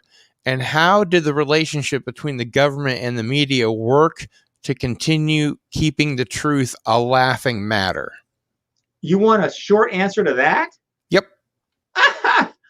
I'd planned on asking this about 45 minutes ago. There's no chance of answering that short. Put this in under the short answer zone. Okay, look. First of all, there's a misunderstanding. The press has written tens of thousands of articles about this issue, every aspect of it, going back to 1947, and that's English language. And there's tens of thousands of foreign language press, so it has been covered. What the press hasn't done is gone into investigatory mode. That is what the truth embargo is suppressed. Not coverage like this happened, that happened, but don't come looking through the Pentagon trash cans, okay? Don't plant any bugs in one of our cars. Just don't go Woodward and Bernstein on this. That's not going to go down well. And so that has been very helpful in containing it. But the press has covered it, and all those articles have helped to advance the issue. I've got 12,000 such articles linked on my website right now. Enormous amount of coverage. But again, not investigatory. Now, they will go investigatory very soon. They're going to be doing their own thing very soon. There are probably already some investigative efforts underway that we don't know about. And then after disclosure, we'll know more. And then, what was the other half of that question?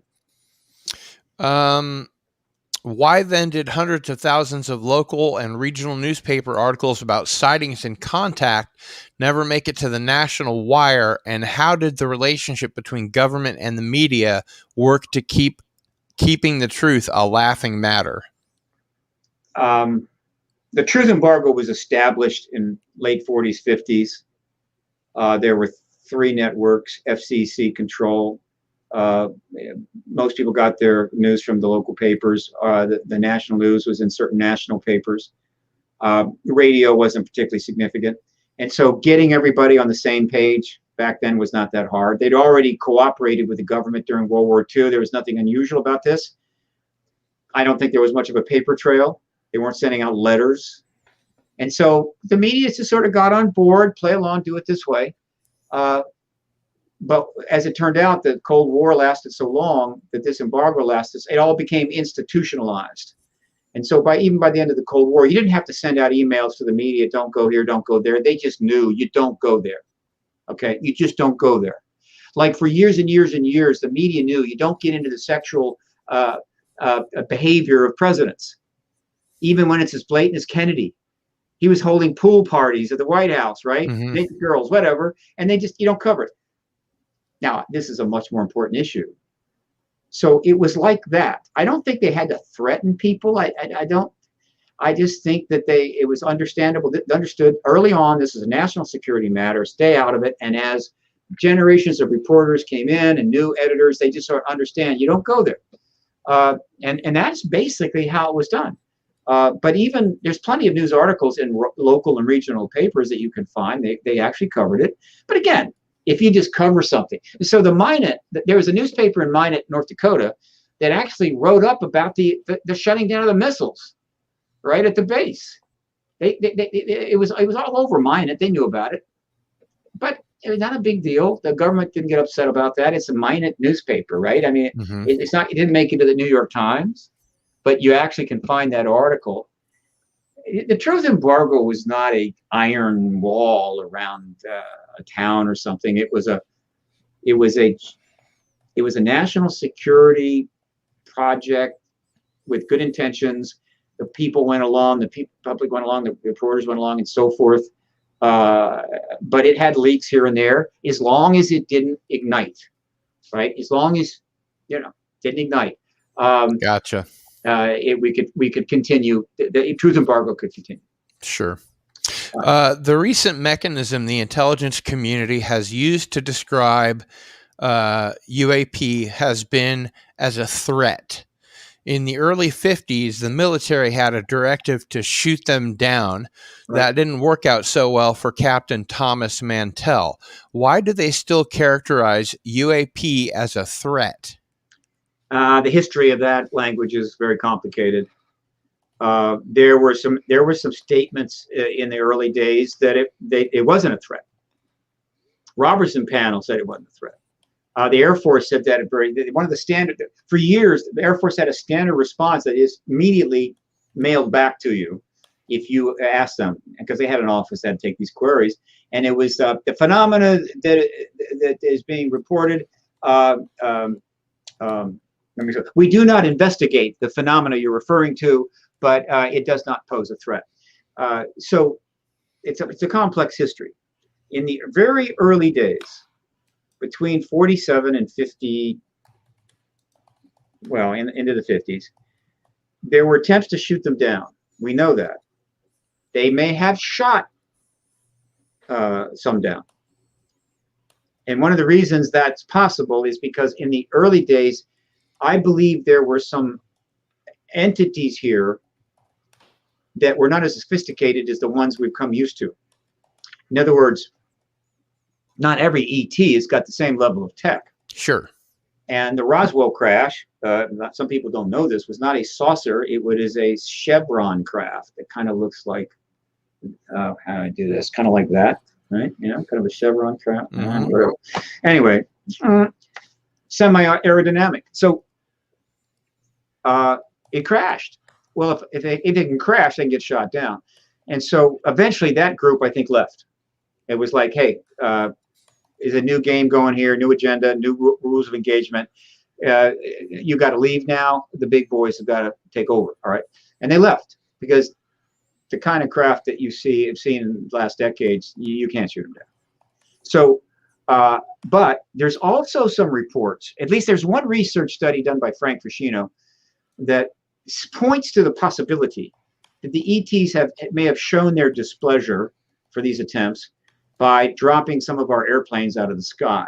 And he bases this analysis on the fact that if you dig in enough to the air crash reports of that period, it seems like the number of crashes was abnormally high. And so if that is true, which is very significant, it means at least one of these groups is willing to kill people or kill humans if sufficiently provoked, we immediately stop doing it. So when you see us, when you see the swarms when you see craft near military facilities or aircraft carriers or anything else, here's what you need to know. If they were non-U.S. planes, they would give a bit of warning and blow them out of the sky. Okay. If you were in one of the Cessna 42s and you decided to have fun and buzz a destroyer, they'd blow you out of the sky. So in your estimation, basically what I'm hearing is, and please correct me if I'm wrong, that the ATIP designation was used as a screen.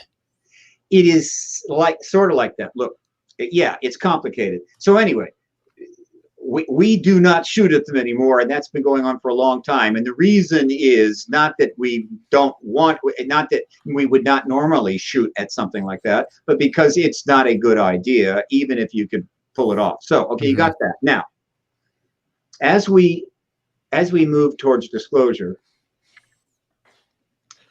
one of the aspects of this complicated extrication program is we've got to get the hearings. Now, in order to get the hearings, the members of Congress have got to have an appropriate reason to hold hearings. It can't be the Senate Intel is going to be holding a hearing starting on August 3rd. We're going to be taking testimony from people about what kind of embassy we should build to welcome the extraterrestrials when they finally approach us openly. Okay, that hearing is never going to happen. So the appropriate is national security. Okay. And that is based upon the fact that these ETs are logically a potential threat, okay, which is true. They are always a potential threat.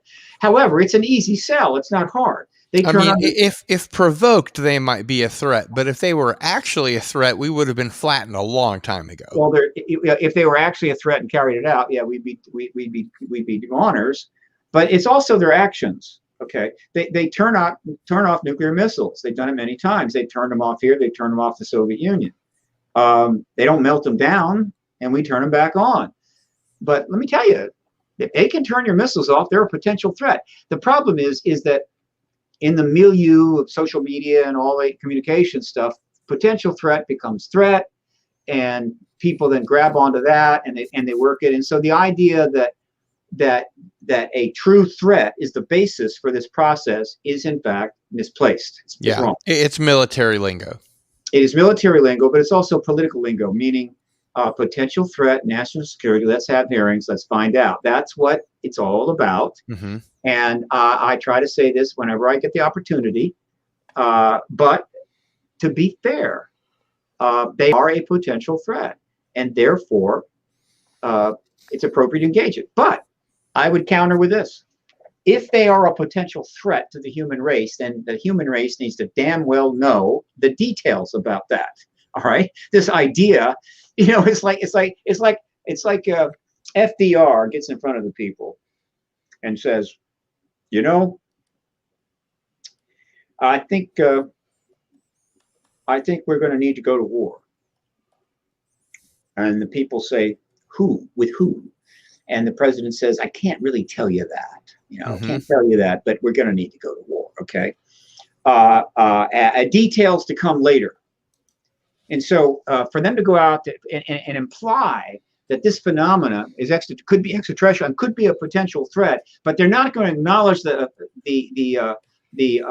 ETs are here, is like FDR saying, we have to go to war because Pearl Harbor was attacked, but I'm not going to tell you who attacked it. Right. Okay. I mean, it's that insane. And so this somewhat righteous, arrogant approach to, look, you all just stay busy, pay your taxes, go to work, obey the law, be nice to your neighbors, and let us handle the extraterrestrial presence, okay? Because we are gifted people with very powerful psychologies, and we can handle the stress of that. Yeah, just ask James Forrestal about that. Yeah, well, that was a long time ago. I'm telling you, he would the equivalent of James Forrestal today would not break under the stress of learning about the ET presence, I assure you. And so again, this whole idea, if it is a potential threat, that is one more reason why we need to know about them. And as much as you can tell us right now, and by we, I mean all 7.3 billion of us. And that leads into my next question. Congress gave the Director of National Intelligence and the Secretary of Defense 180 days to release the documents they had on UFOs and the ET presence with a deadline of June 1st. That report turned out to be a big nothing burger. It's the same treatment we got from the Condon report, the Robertson panel, Project Sign, Grudge, and Blue Book. Did you personally expect anything else? And what does this mean for disclosure?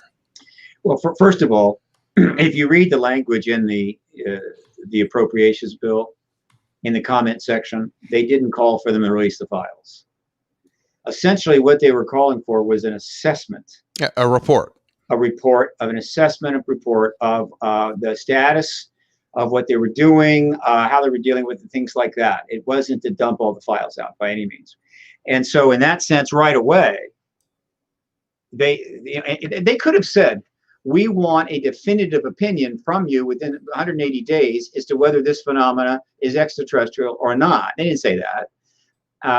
Because this is not Clinton trying to get the files. This is not, even Obama trying to get the files. This is the Congress working with Mellon and Elizondo and others trying to set up for hearings, right? And so a report that addresses the issue in a serious way, that has some information of some value, is more than enough. It's more than adequate. I was not disappointed at all.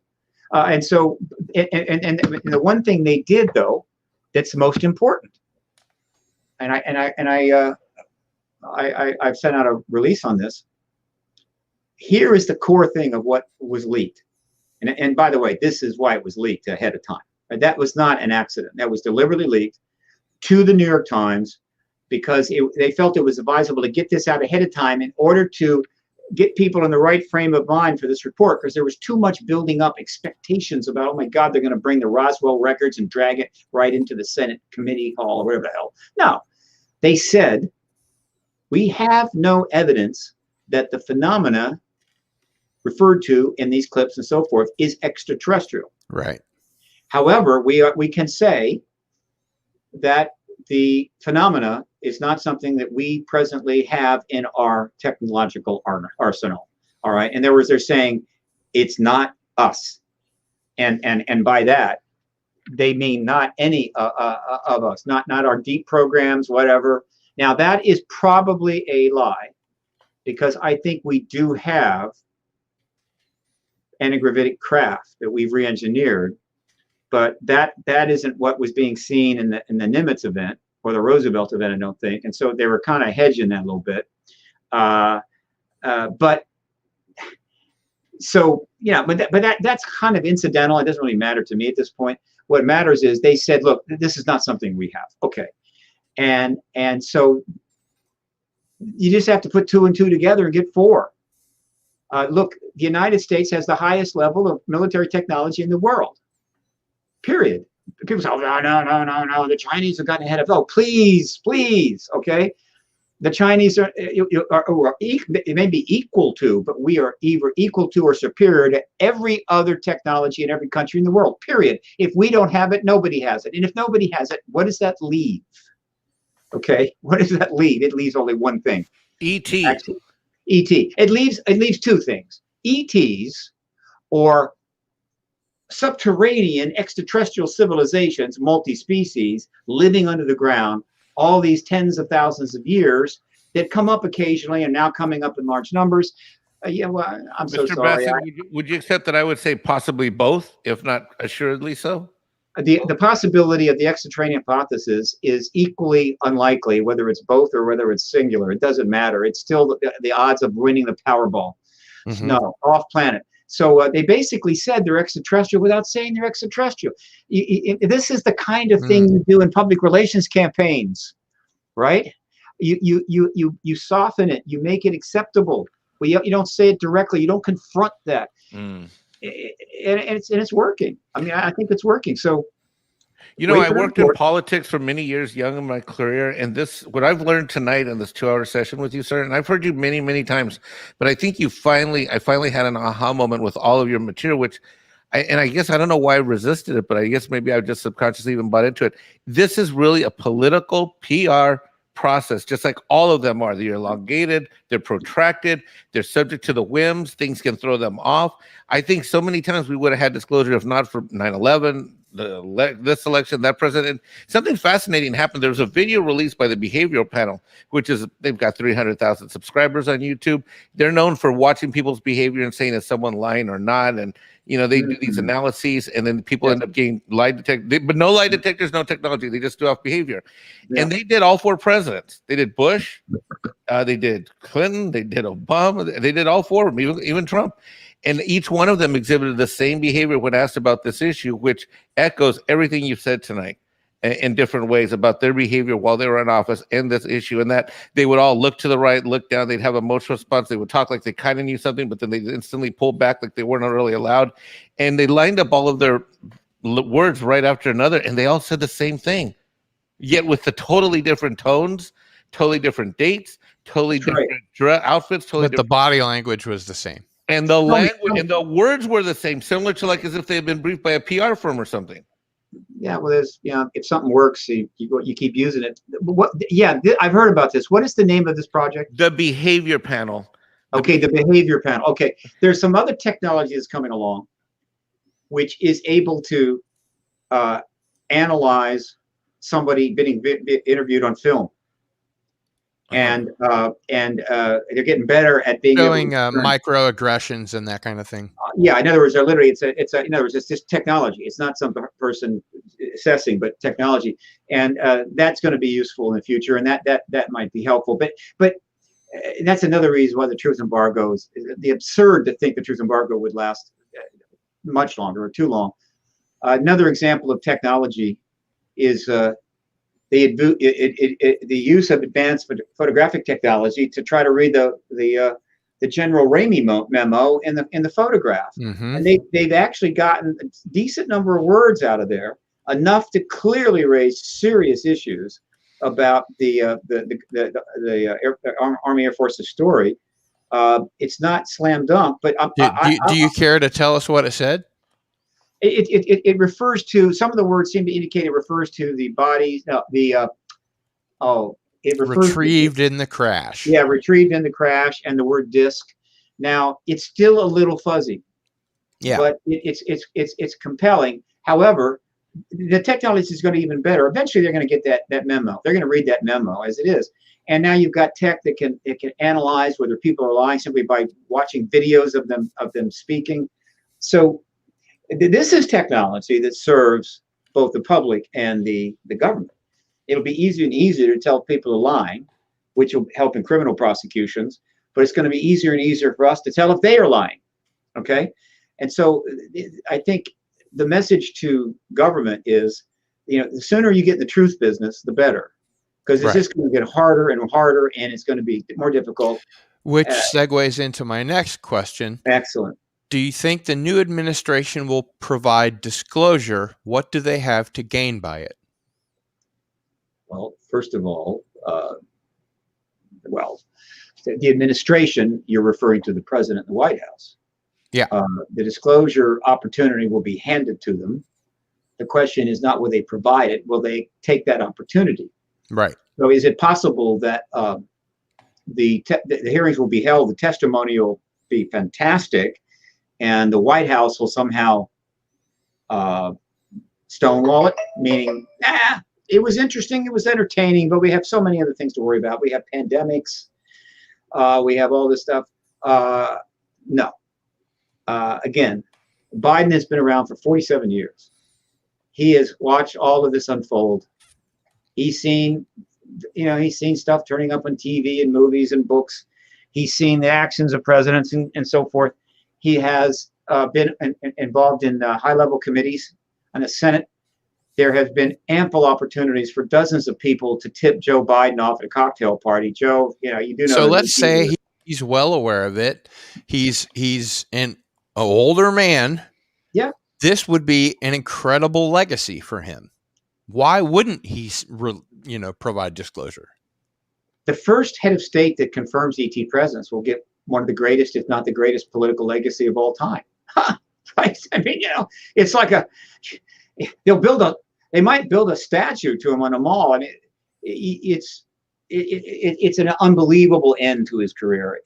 He would go out on a note so high, it's hard to imagine. And he's hung around so long And given the kind of man he is, given his tendency towards trying to be bipartisan, basically a good person, I think that it's almost karmically right. He is, I think, someone who will give this truth to the world, not to to expand or power or get a longer career. His career is over. Right. Now, it's unlikely he may not even do a second term. So it's the very end of his life. It's kind of like a gift to the world. The idea that he would turn down this opportunity when the witnesses are testifying to what we know they're going to testify to, I can't imagine it. I simply can't imagine it. And what's at stake by not revealing the ET presence? Well, first of all, if we don't, another nation is going to, and then we're really going to be holding the bag. If Putin were to beat us to the punch, he could. Here's our situation. Oh, that'd be a nightmare. Vladimir Putin has just told the world that there's ETs here. He ended that truth embargo. He's told the truth. He's the great truth teller. Nations will come before him with gifts. Meanwhile, the United States didn't do it. Didn't do it. Kept it alive till the last dog died. We don't look so good. Not good at all. Huge shift in geopolitical capital. Huge embarrassment for the country. Awful. Even However, France would be relieved. Who would be? France. Countries like France would be Yes. relieved. Well, other countries would see it a little differently. Other countries would say, you kind of deserve it, America. We've had to follow your lead on this all these years, and you act oftentimes like you're the only country in the damn world, and we're just here for your entertainment. And so, okay, you lost. Too bad. Yeah. Let's go cut a deal with Russia. So, but it'll be worse for us. Now, having said that, let me point out that and this is another reason why I'm saying I'm giving you the timetable that I'm giving you. If we have hearings underway, if we've at least gotten there, and the witnesses are testifying, and it's being seen by people over the world, and Putin jumps in and yanks the prize out from under us, the fact that we were in the process of getting it done, that we were doing that, will mitigate the embarrassment substantially. We can say, hey, what can we say? We're a democratic country, and we just don't. We go through processes here, and the Congress should be involved, and so forth. And it takes a little time. Vladimir doesn't have those restrictions. He can say what he wants, when he wants, how he wants, where he wants. So, but if we haven't got the hearings going, then we're just totally holding the bag.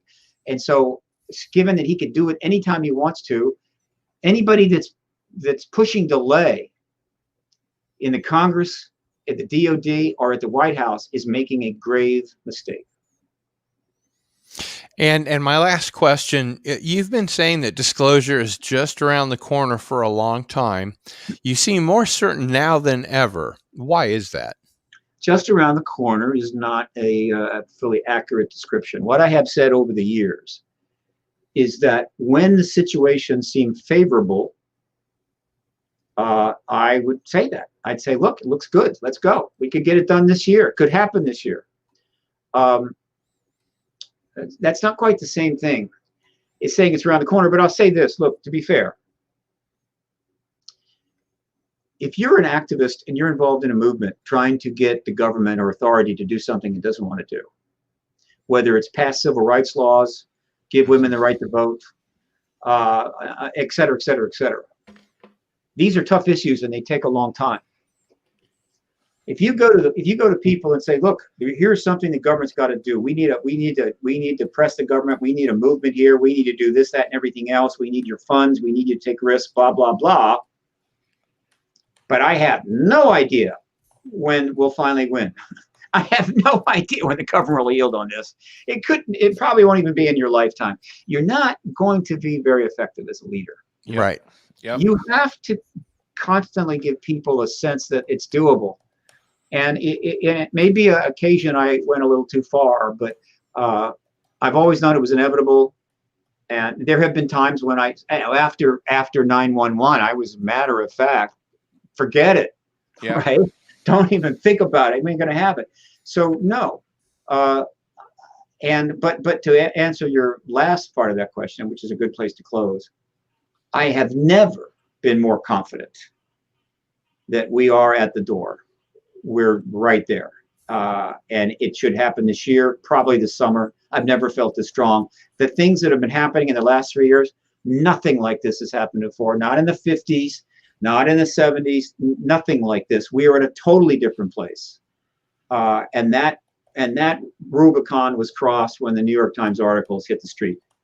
That's when it was crossed. When they hit the street with the gun camera footage on the internet, which has now been seen by billions of people, it was over. I say it was over. We'd crossed the Rubicon. We're not going back.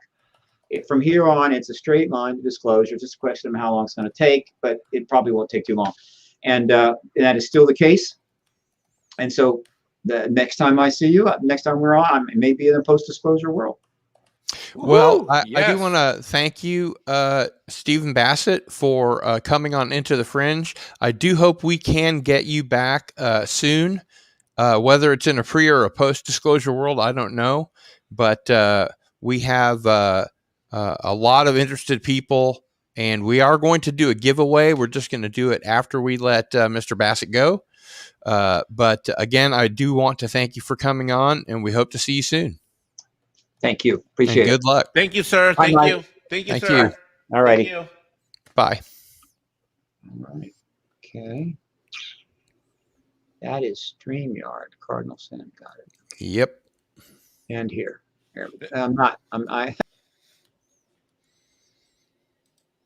All right.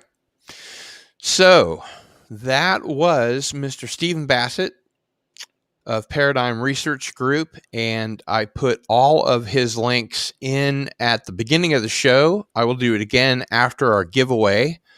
And let's go ahead and make sure that everybody in the chat that wants to be I already took care of that. in the running for the giveaway knows what they are going to be getting. So will they be getting the opportunity to send Mexican Iron Man some new nanonites to return my DNA to its present prior form? The nanites they're in your suit, man. I don't know what we're going to do about that. I feel like you're not supporting my issues. But I do want to say the giveaway is for a copy of the incredible UFO documentary Out of the Blue by James Fox. It's the 5-year anniversary edition with 2 DVDs, one with the feature and one with incredible special features, interviews, etc. It is a blow-away documentary. All of his documentaries are really good, but this one is outstanding. So without further ado, let's go ahead and get the wheel spinning. All right, here we go. Do you want to run a trial run, or you just want to let her rip? No, let her rip. All right, here we go. 5, 4, 3. 2. What the heck is this ad down here doing here? 5, 4, 3, 2. There she goes, round and round.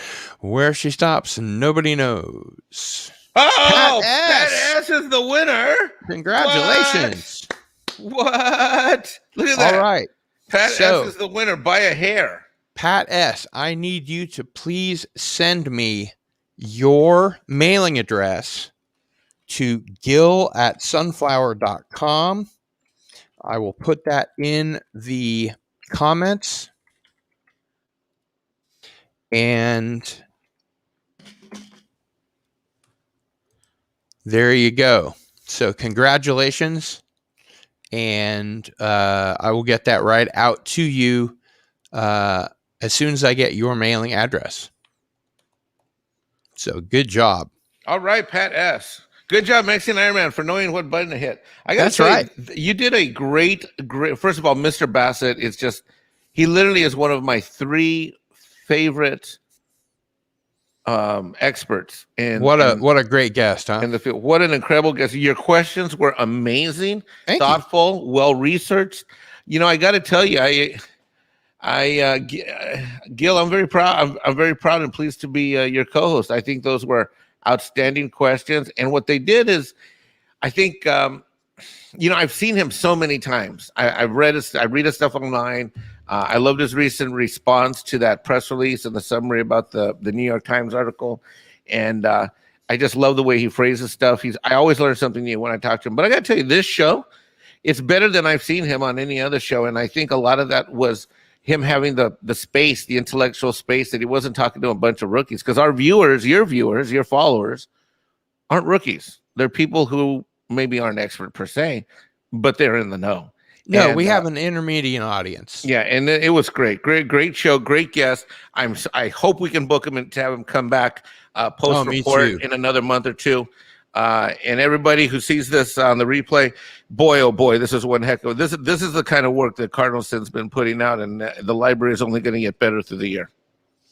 Well, I appreciate your saying that. I couldn't do it without you.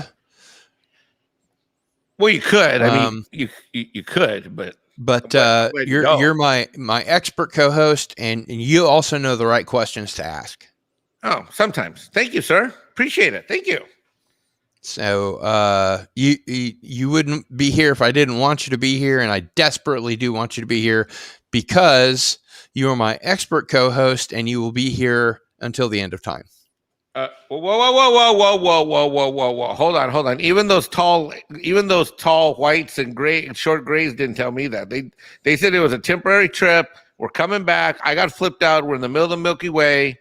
No. Hey, in the times of those are some big words, buddy.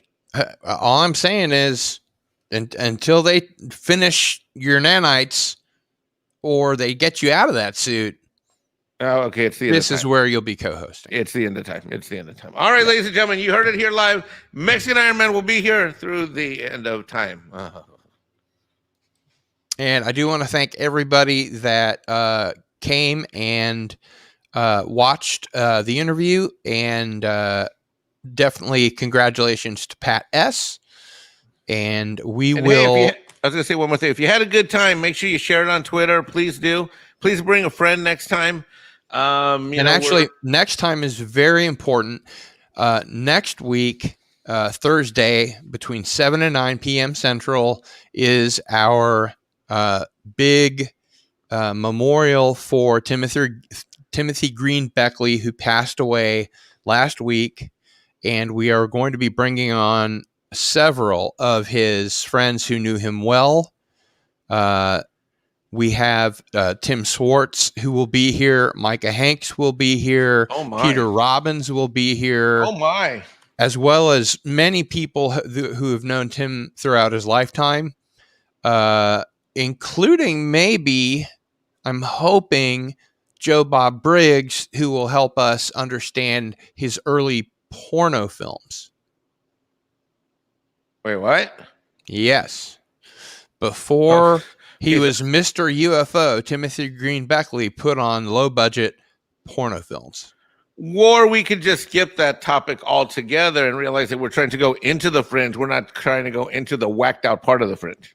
Hey, the guy's life is the truth. And one of the things that Timothy Green Beckley always said was, it's about the truth.